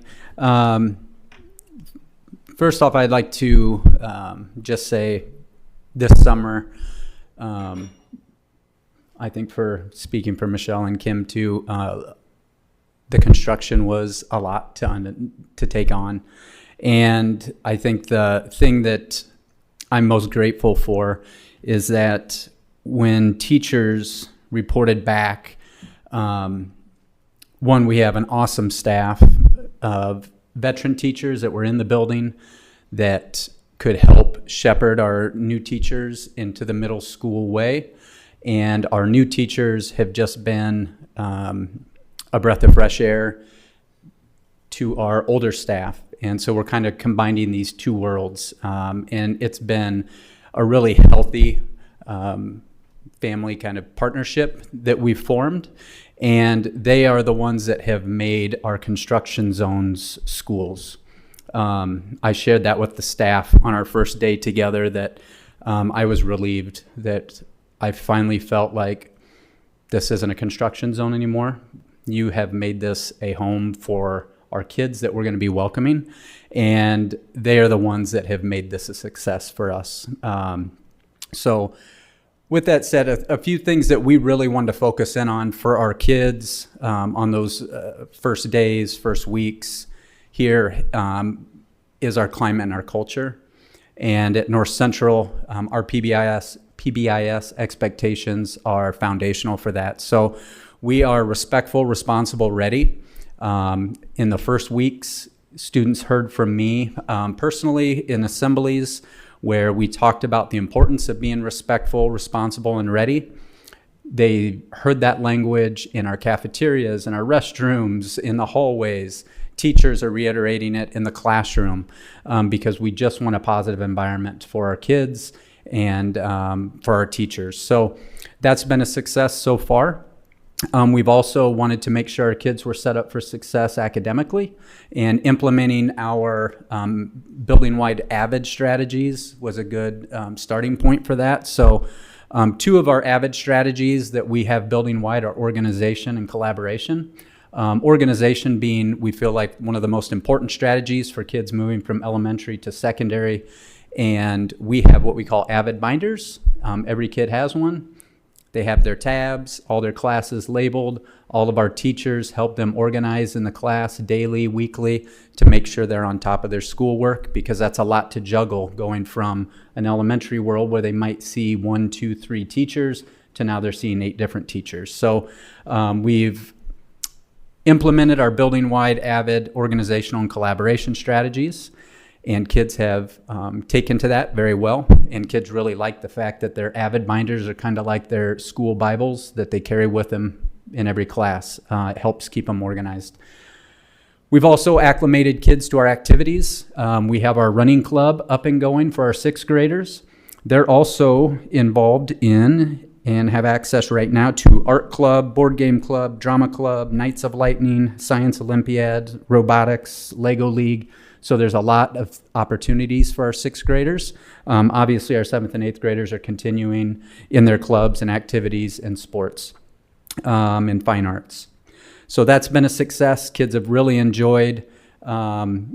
If you look at like the cafeteria expansion parking lot, the cafeteria is always a hit for kids going from elementary to middle school. They get a lot of choices in what they get to eat throughout the day, place for them to socialize and build those new friendships with one another. So we've expanded our cafeteria to our capacity is 486.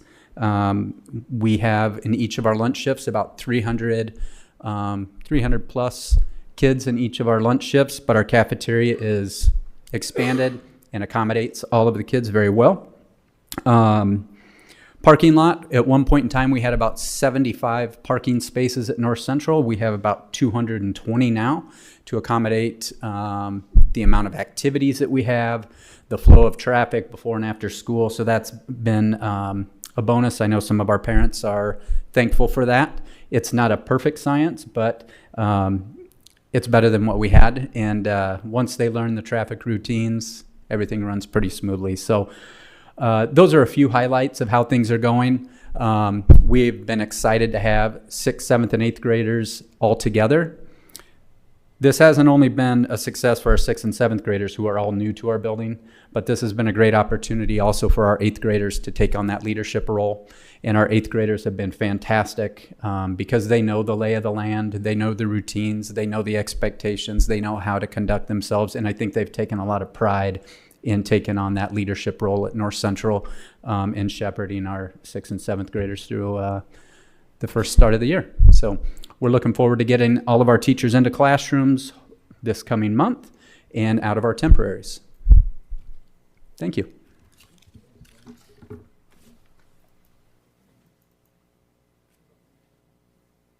Sorry, Kimberly wants a formal introduction. Kimberly Fitton at Northwest. Are you sure it's not Kim from the food pantry? I think I deserve an introduction. What are you talking about? Hi. It's really a pleasure. This year has been really exciting. I want to go back to the square footage. Executive Director Potashek was talking about. I get about 20,000 steps in by noon. And I tried on some outfits this morning, and I don't need any more in my wardrobe, but I'm super blessed and grateful that I get to go shopping again. Another reason to do so.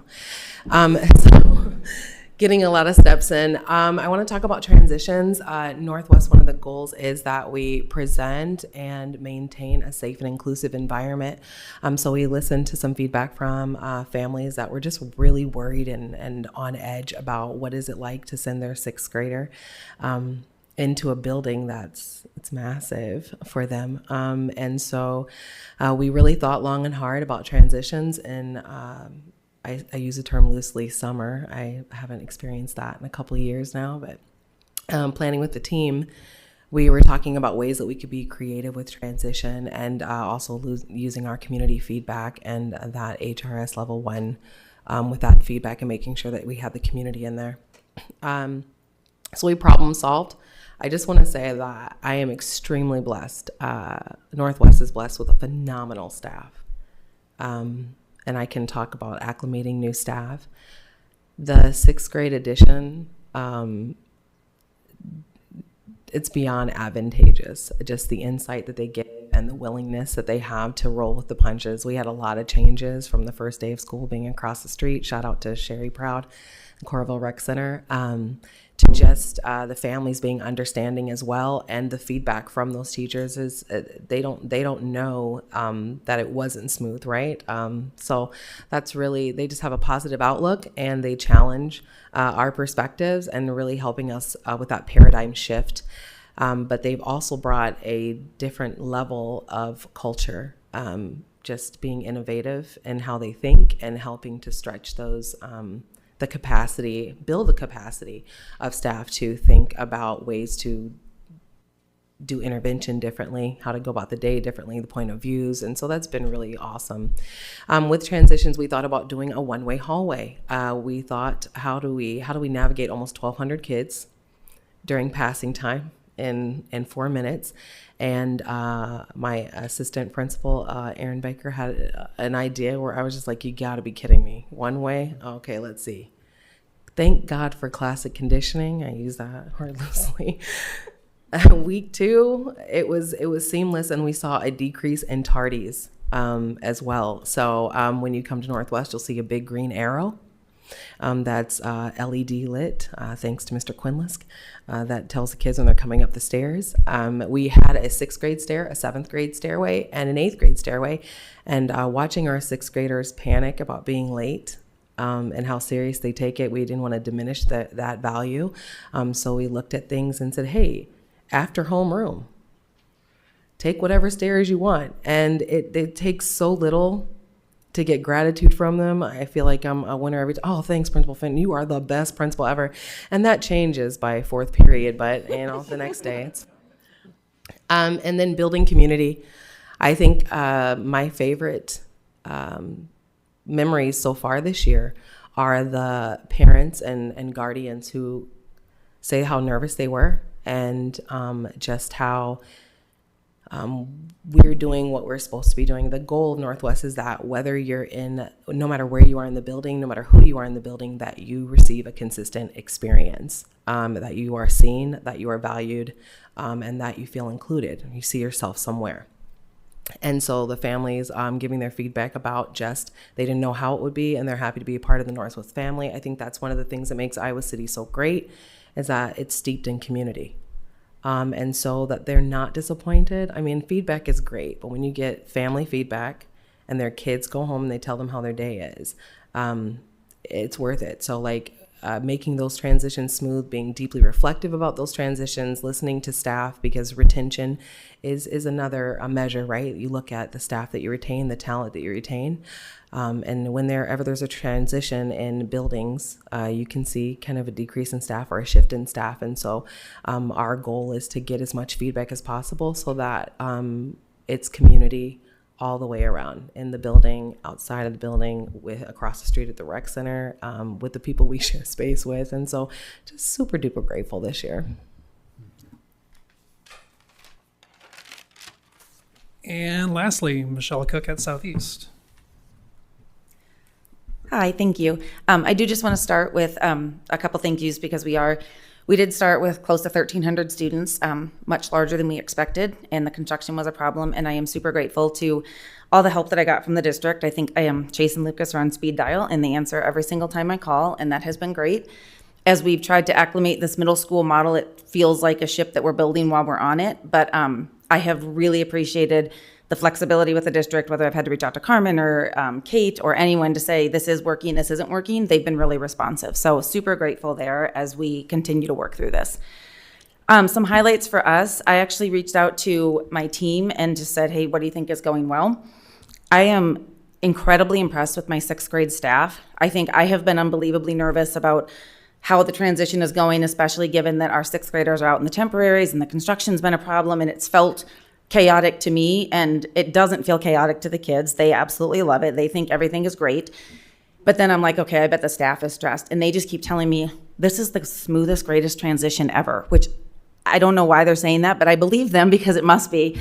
But they've told me that they absolutely love having a PLC of people who are teaching the same subject, that they can hone in on one subject area has been huge. So instead of teaching all day long different subjects, teaching just math, just language arts, or just science social studies. So that has been a huge plus. They love the vertical alignment, so being able to work with our 7th and 8th grade colleagues to make sure that our curriculum is vertically aligned. They have just bought into that. Our PLCs are off and running, and our 6th grade team is absolutely loving where they're at. So that has been amazing. Another highlight that my music staff brought out is our music participation numbers are incredible. We are at 443 6th graders. 380 of them are participating in an ensemble, so either band, orchestra, or choir. Over 100 of them are doing more than one of those, and so they are so grateful that they have the opportunity to have students be in more than one ensemble and that we have made that a priority. We have fall concerts coming up, and our 6th grade band is so large that they can't fit on the stage at Upstead all at once, so they have to divide into 2 concerts, which is a really phenomenal problem to have. So I think that just for the music programs are going up through Southeast and City High, the numbers that we have are outstanding, and the kids are having an incredible experience. I had to talk to some kids about schedule changes, and I said, what if it changed choir? Oh, no, I love to sing. I love to sing. Don't move that. So I just think that the increased contact that our 6th graders have had with their music has been really, really positive. Our 6th grade intramurals, or our sports club, has been a highlight, and a huge shout out to Emily Dvorak, my Dean of Students, for getting that up and running. But we have almost 100 kids participating in our 6th grade sports clubs. That was one thing when 6th graders found out that they could not do sports, they were really disappointed. So we had a staff member and Emily work out where right now we are offering a running club, co-ed football, and co-ed volleyball, and then starting wrestling next week. And so the sign up for that, we actually have a ton of kids on the wait list who couldn't get in just because of space and staffing, but those numbers have been outstanding. We have had so many staff members who aren't the actual leaders of those just volunteer to show up once a week to help because it's just really fun to see the kids there. And then lastly is our club participation. 6th graders are so incredibly excited about the club opportunities, and not just the ones that we have, but they keep stopping me in the hallway or sending emails asking about, can we start this club? Can we do this club? Can we do this club? And I think what I have been really impressed with is 6th graders are used to being leaders in the elementary school. And when they came in, they brought that leadership with them. And I can see that based on the number of 6th graders that have signed up to be on student council, or that when they see an administrator in the hallway, they are stopping us and saying, hey, can we do this? Can we do that? Can we do this? And so I am really, really proud of the fact that they didn't come in feeling intimidated. They expected to be leaders. They've come in as leaders, and they are actually acting as leaders at Southeast. So overall, it's, like I said, there's been some challenges for sure, but the kids think it's great, the teachers think it's great, and it's going really well. All right, so thank you to all 3 of them. They're phenomenal, so I think they deserve a round of applause for their work. For giving us a little bit or a lot of bit of the night. So with that, questions from the board? Well, I just want to say thank you to the 3 administrators here. I mean, it's a heavy, heavy lift. I know that. It has been for a long time, and I really appreciate all the work you've done. I'm struck by, Michelle, what you said about 6th graders coming in feeling like they were leaders, and they kept that. I never thought about that, and that's really a good thing to hear. So I appreciate that you're sort of trying to keep that going. So thank you to all 3 of you. That was really, really appreciated to hear about how it's going.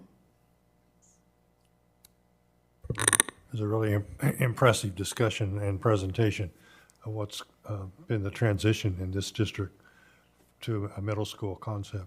A really totally awesome leadership on your part, all 3 of you. And I do, I guess, have to apologize on the part of the board for adding construction issues to a year that you probably would have preferred to have concentrated on in terms of transitions from 6th grade to a middle school. So I wish we could have changed that, but I couldn't think of anything to do. So thanks. I guess this could be a discussion for FMP in a later one, but I'd just like to know if when the middle schools are all built and done, if there's anything about the process that we've learned to make sure things get done closer to on time. It's not a question to throw you off, Superintendent Degner. It's just something that I'd like to discuss in the future at the very least. Yeah, well, I think we reviewed some of the construction challenges with each of these projects. In particular, Southeast, it was problems with the soil and getting into the ground. And so I think what you would hear from our facilities team is that every project's going to present its own challenges. I think our track record about being on time and on budget for projects as we've worked through the facility master plan is very good. But we're also, I think, working in a different environment since COVID with our contractors and subcontractors. So, we could definitely have a discussion about that. I don't know that we'd be ready to suggest a change in our process other than potentially how we look at timelines and how we build out those long-term timelines and potentially assuming for some longer stretches. But each of them, of course, has some individual challenges and circumstances, but we could definitely review that for you. I want to thank all three of you for coming tonight. You took on a lot. We added 50% more responsibility to your plate, and what you've done with it is it's incredible. I love hearing the numbers about the students involved in the clubs and the music and all of the extracurricular and how it's positively impacting the culture and climate of your buildings. So thank you so much. Just one question.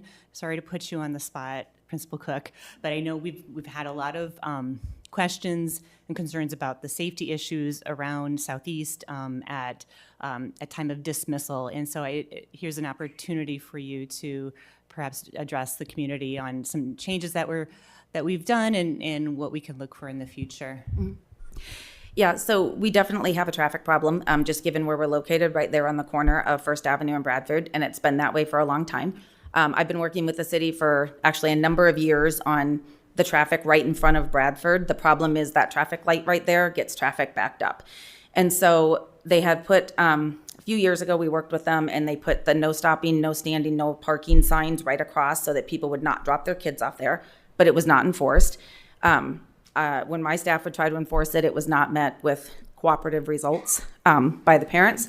So I did reach out multiple times to the city to ask for law enforcement, and I totally understand that they were busy. And so going into this year, I started way back in the summer working on what different traffic patterns can we come up with. The traffic pattern that we have for parents to use works if Bradford doesn't get backed up. And so the city was really good, and they were out there the first week. They had a community service officer out there moving cars along, enforcing you cannot stop here, you cannot stop here, and that really did force people to use the right traffic pattern.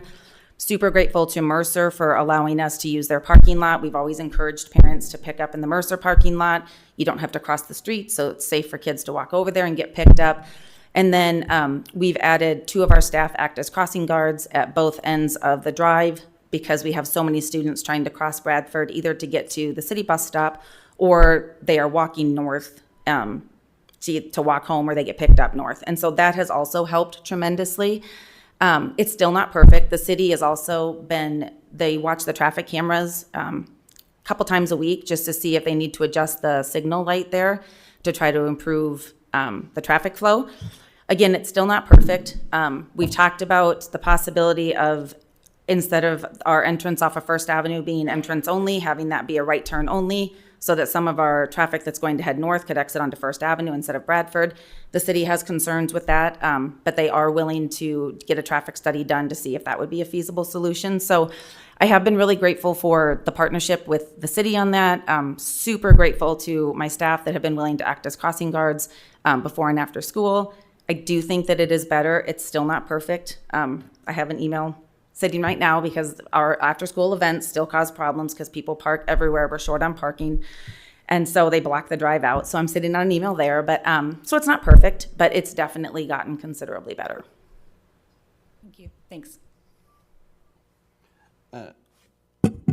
I know we talked a lot about the logistics, right? The building of the buildings and traffic and all that stuff. And so I know I asked to get kind of an update of how we're changing programming for the kids. Like, how are they feeling it? So I really appreciate this presentation because it really gives us a sense of what's going on in the school, how the 6th graders are adapting, the different involvement. I really liked the talk about the vertical integration of, some of our subjects, because I think that was one of my pitches, right? I thought we could really impact kids of meeting them where they're at if we kind of have a larger range to work with to help them through it. So I really appreciate just hearing some of the positives and the negatives, because I think we do need to know when things aren't working. But appreciate you guys coming and giving us an update tonight. A huge thank you to Principals Miller, Fenton, and Cook. I know you all have spent countless hours over the summer and throughout the school year to ensure that not only our sixth graders were welcomed into the buildings, but seventh graders and eighth graders had a smooth transition into that year. We cannot thank you enough for your service to the district and the fact that you pour so much into your students every day. I'm extremely appreciative of that, and I hear from parents at all three schools how thrilled they are that they get to go to your schools. So thank you for showing up for your students and staff every day. It's really appreciated. So with that, we can give them a round of applause.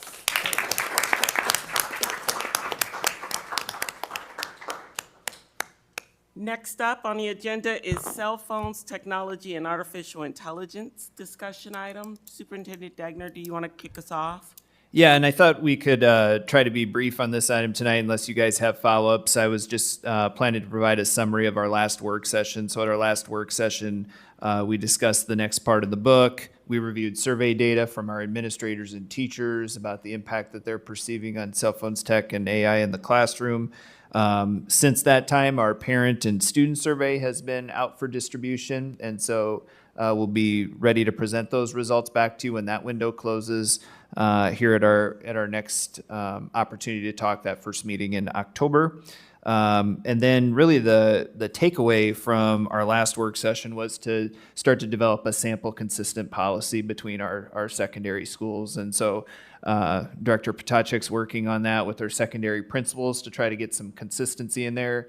We'll be collaborating with the association and the leadership from the teachers union on that as well, with at least some concepts to bring back to you there at the beginning of October. I'm due to you at the end of October with kind of a formalized recommendation about where it will land.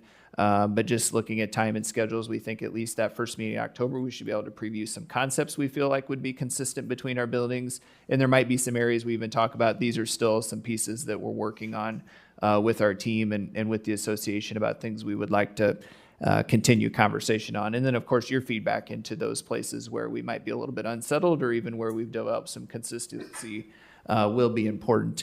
I think with that takeaway and looking at the construction of that policy, two big things, kind of to Sean's point here, he's always good about asking us what problem we're trying to solve, is really impact on instruction and some of those mental health impacts that I think we've seen evidenced through anecdotal and other information in the text we've been working through. So those are really the two big impact points as we continue to try to work for a policy that makes sense for the district. I know that we've had different conversations on those, but I think those have been two consistent themes that keep coming back, and we'll be looking forward to presenting some of that sample to you along with the parent and student results.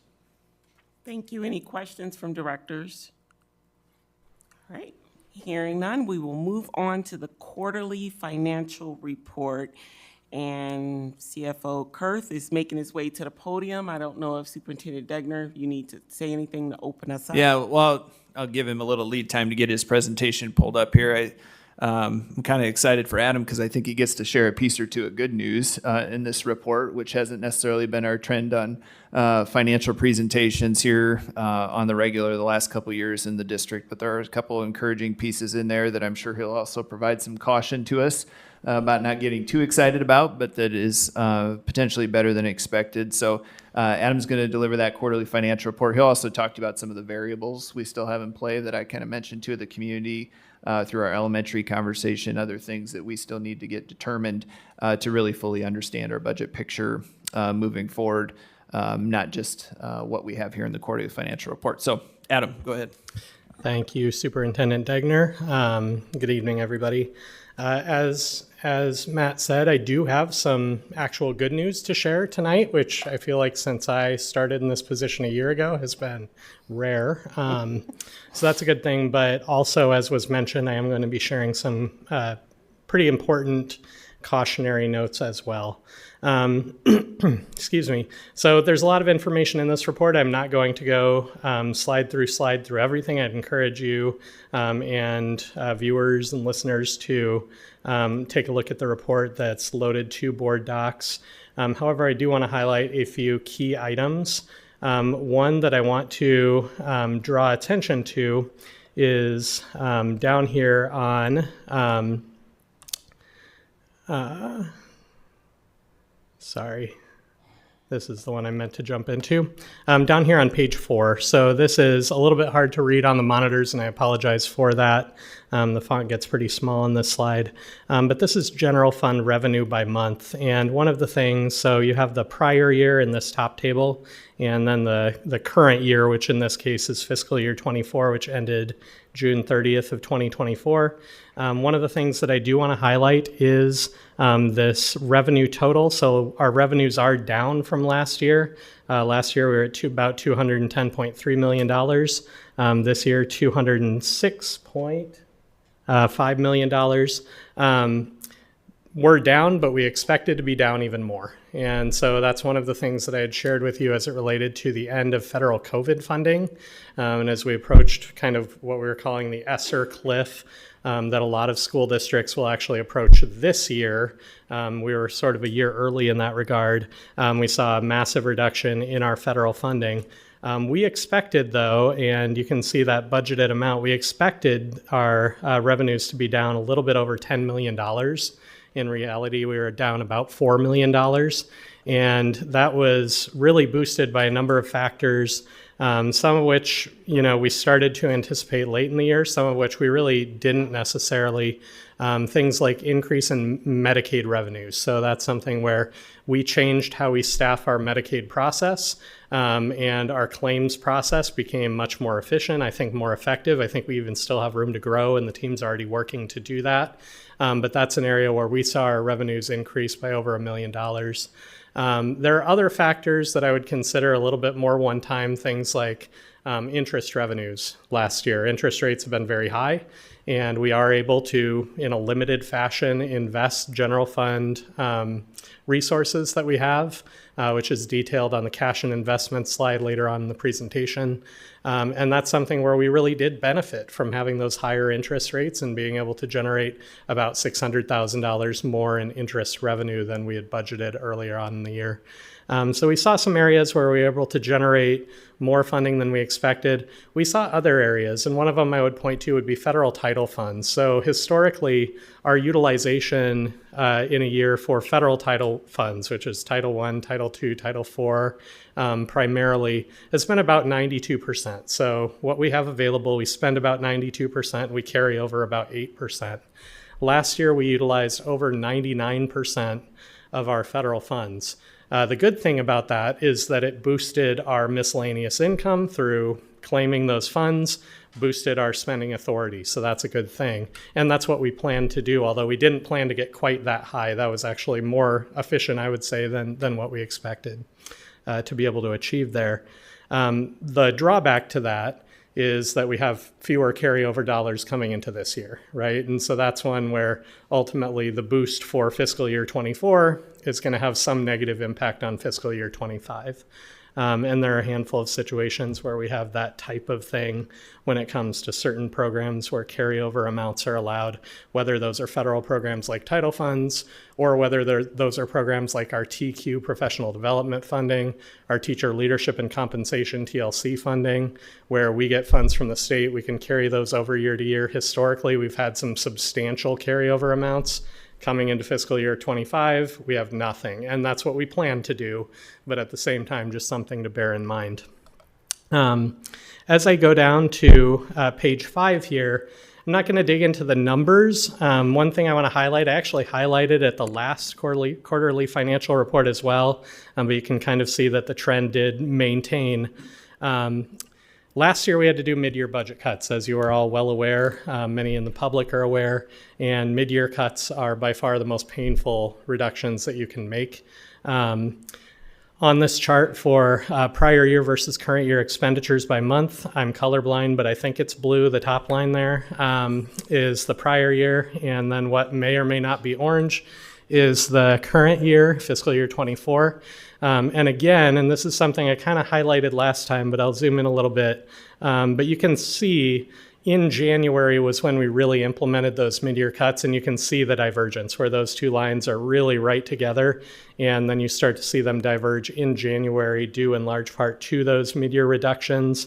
And we finished the year at about $198.1 million in general fund expenditures, which was 99.7% of our budgeted amount, so we're almost right on there. That's a reduction from the previous year, $209 million. So again, a substantial reduction that was really, deepened and facilitated by those mid-year reductions that we worked hard on. The next slide I'm not going to spend a lot of time on. Again, I'd encourage you to dig into this and feel free to ask questions if you have interest. Shows cash and investment totals by fund. Excuse me. I kind of buried the lead here in part because there's a lot that goes into it, and I wanted to touch on some of those things first.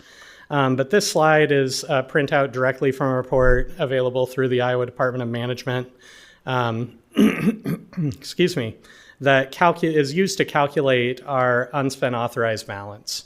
And down at the bottom of the actual FY 2024 column, you see that amount for unspent authorized budget, $2.708 million. That is substantially higher than what we had anticipated, $350,000. That difference is largely driven by two things. Before I get to them, I do want to throw in a big caveat, which is that this number includes an estimated amount for what is now called English language excess costs. It used to be called limited English proficiency costs. But that's something that every year in October, we have to have a board action to approve an SBRC application for those EL excess costs. That's based upon our spending on ELL programming during fiscal year, in this case, fiscal year 24. That application will open to us on October 1st. We'll know what the amount we will be applying for will be on October 1st. At this point, I have an estimated amount of $3.2 million, which is down slightly from last year's $3.4 million. That's based upon the comparison of our ELL programming costs from fiscal year 23 to 24. But again, that is until October 1st, an estimated amount. So right now, that amount gets added into line 16, line 17, which is the SBRC modified supplemental amount other number 1. That $5.8 million there includes my estimated $3.2 million plus some additional SBRC amounts that we received last year when we applied to the SBRC related to a negative unspent balance. And so that's a situation where that $5.8 million cell could change. If that changes up or down, that's going to have an impact on our UAB. I do not expect that it will be a $2.7 million difference, though. So I do expect that we'll finish positive there. There are also other adjustments that could still impact these numbers. But at the same time, overall, good news. I mean, we had targeted having a positive balance. The more significant our positive balance, in many cases, the better. As I said, I do want to throw in a couple of points of caution. I mentioned a couple of them already. One is some one-time, or what I would consider at least one-time, or perhaps not repeatable miscellaneous income boosts. Things like interest income. Interest rates have already dropped. The interest we earn in our investment accounts for general fund dollars has already dropped by 0.6%, I believe. And so we're starting to see those amounts come down. I'd like to see more than a one-year trend with things like Medicaid. And we also have a reduction in title funding allocations for this year beyond our limited carryover, which we didn't necessarily expect. So there are always some things that come along that you don't expect that have to be built into the budget picture. October is going to be a really big month for us. Couple of reasons. Number one, we get that EL excess cost amount, so we'll be able to finalize that cell and essentially finalize our UAB. Number two, and this is much more critical in my mind, we get our certified enrollment number. And so that's something where the certified enrollment count date is October 1st. The certified enrollment process, the reporting process, finishes October 15th. So October 15th, we will have information. It won't be certified yet by the state. That comes later, but we'll have very good estimates at that point at least of what our certified enrollment is for FY24, which directly impacts our budget forecast for FY25, which impacts our budget forecast for FY26. So that's going to be a really important number for us. We will also have our ESA numbers at that point. So that's something where we can see voucher program participation. In terms of what we can do about it, not a whole lot. But at the same time, that's going to be a really important factor to provide to our demographers as they look at what our enrollment is going to do in the coming years. What's the impact going to be of the voucher program at this point? We'll have 2 full years of data. And so starting to build that into the projection model, I think, will be something that I'm really looking forward to seeing come to fruition. And then the other thing that will happen in October once the enrollment figures are in and once we have that finalized ELXS costs, is I'll start to build out again our 5-year budget projection for the coming 5 years. We will receive on October 24th a recommendation from Iowa School Finance Information Services about a recommended setting for supplemental state aid over the coming 5 years. You may recall last year they recommended we set that to 2.5% for the full 5-year period. I don't know if that will be their recommendation this time. I am skeptical that it will. I think that there's a pretty strong likelihood that they'll be recommending a lower amount for those future years. One thing I will share is that we are not bound by their recommendation. So depending upon what they provide to us, what the UEN might provide to us, and then obviously monitoring the legislative session, that's something where we can ultimately adjust those so that hopefully we believe that they are as correct and realistic as possible in terms of what that SSA amount is going to be over the coming years. So all of that said, any questions?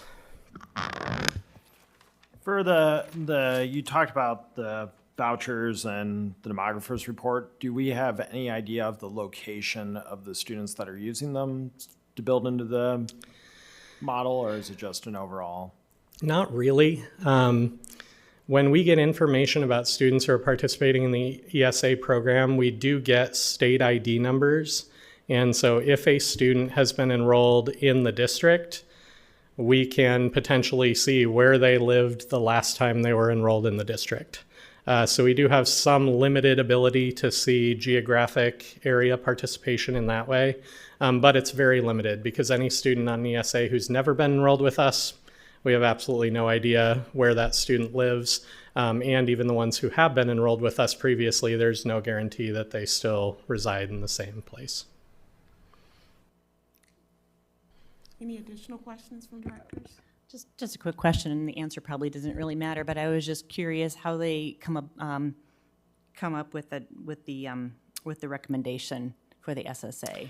So the recommendation, my understanding is that it is driven heavily by Margaret Buckton, who's our lobbyist with the UEN, based upon conversations with the governor's office, based upon conversations with legislative leadership. That's the primary driver of it. I think that there's certainly an element of looking at the previous trends in terms of developing that recommendation. I know that some years their recommendations have been very solid. Last year, their recommendation was, I would say, at least presented to me in a manner that made it seem very soft. We're recommending 2.5 over the course, but there are a whole lot of question marks as it relates to the state's revenue streams and what that's going to do to SSA in years 3, 4, 5. This year, like I said, since we're 1 year closer to what would have been years 3, 4, and 5 last year, I'm skeptical that the recommendation is still going to be 2.5 across the board, but it's based upon those conversations. Okay, thank you. Yep. Any additional questions? Hearing none, thank you so much. Thank you. Next up are action items for tonight. The first one is the instructional support levy resolution of intent. CFO Kurth, did you want to make any comments before we get to that? Not in particular, other than I introduced this at our last meeting. The timeline is listed there. Again, your action tonight will trigger us to publish notification in the paper of the public hearing, but then there's still a 28-day waiting period following the public hearing. Great, thank you. Are there any questions from directors? Hearing none, is there a motion? I move that we approve the resolution of intent to participate in the instructional support levy. Second. Board Secretary Copeland, ready to vote? Online voting is open.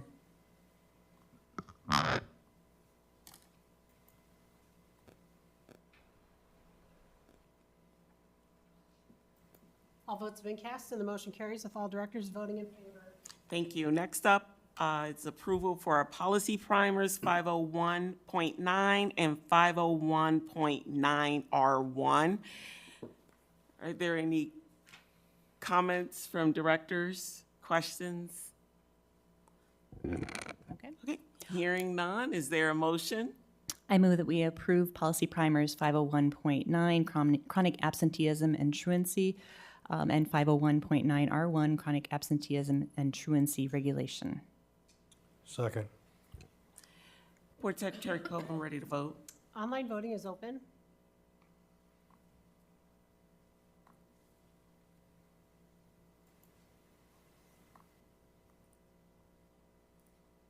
All votes have been cast and the motion carries with all directors voting in favor. Thank you. That takes us to agenda setting for our October 8th meetings.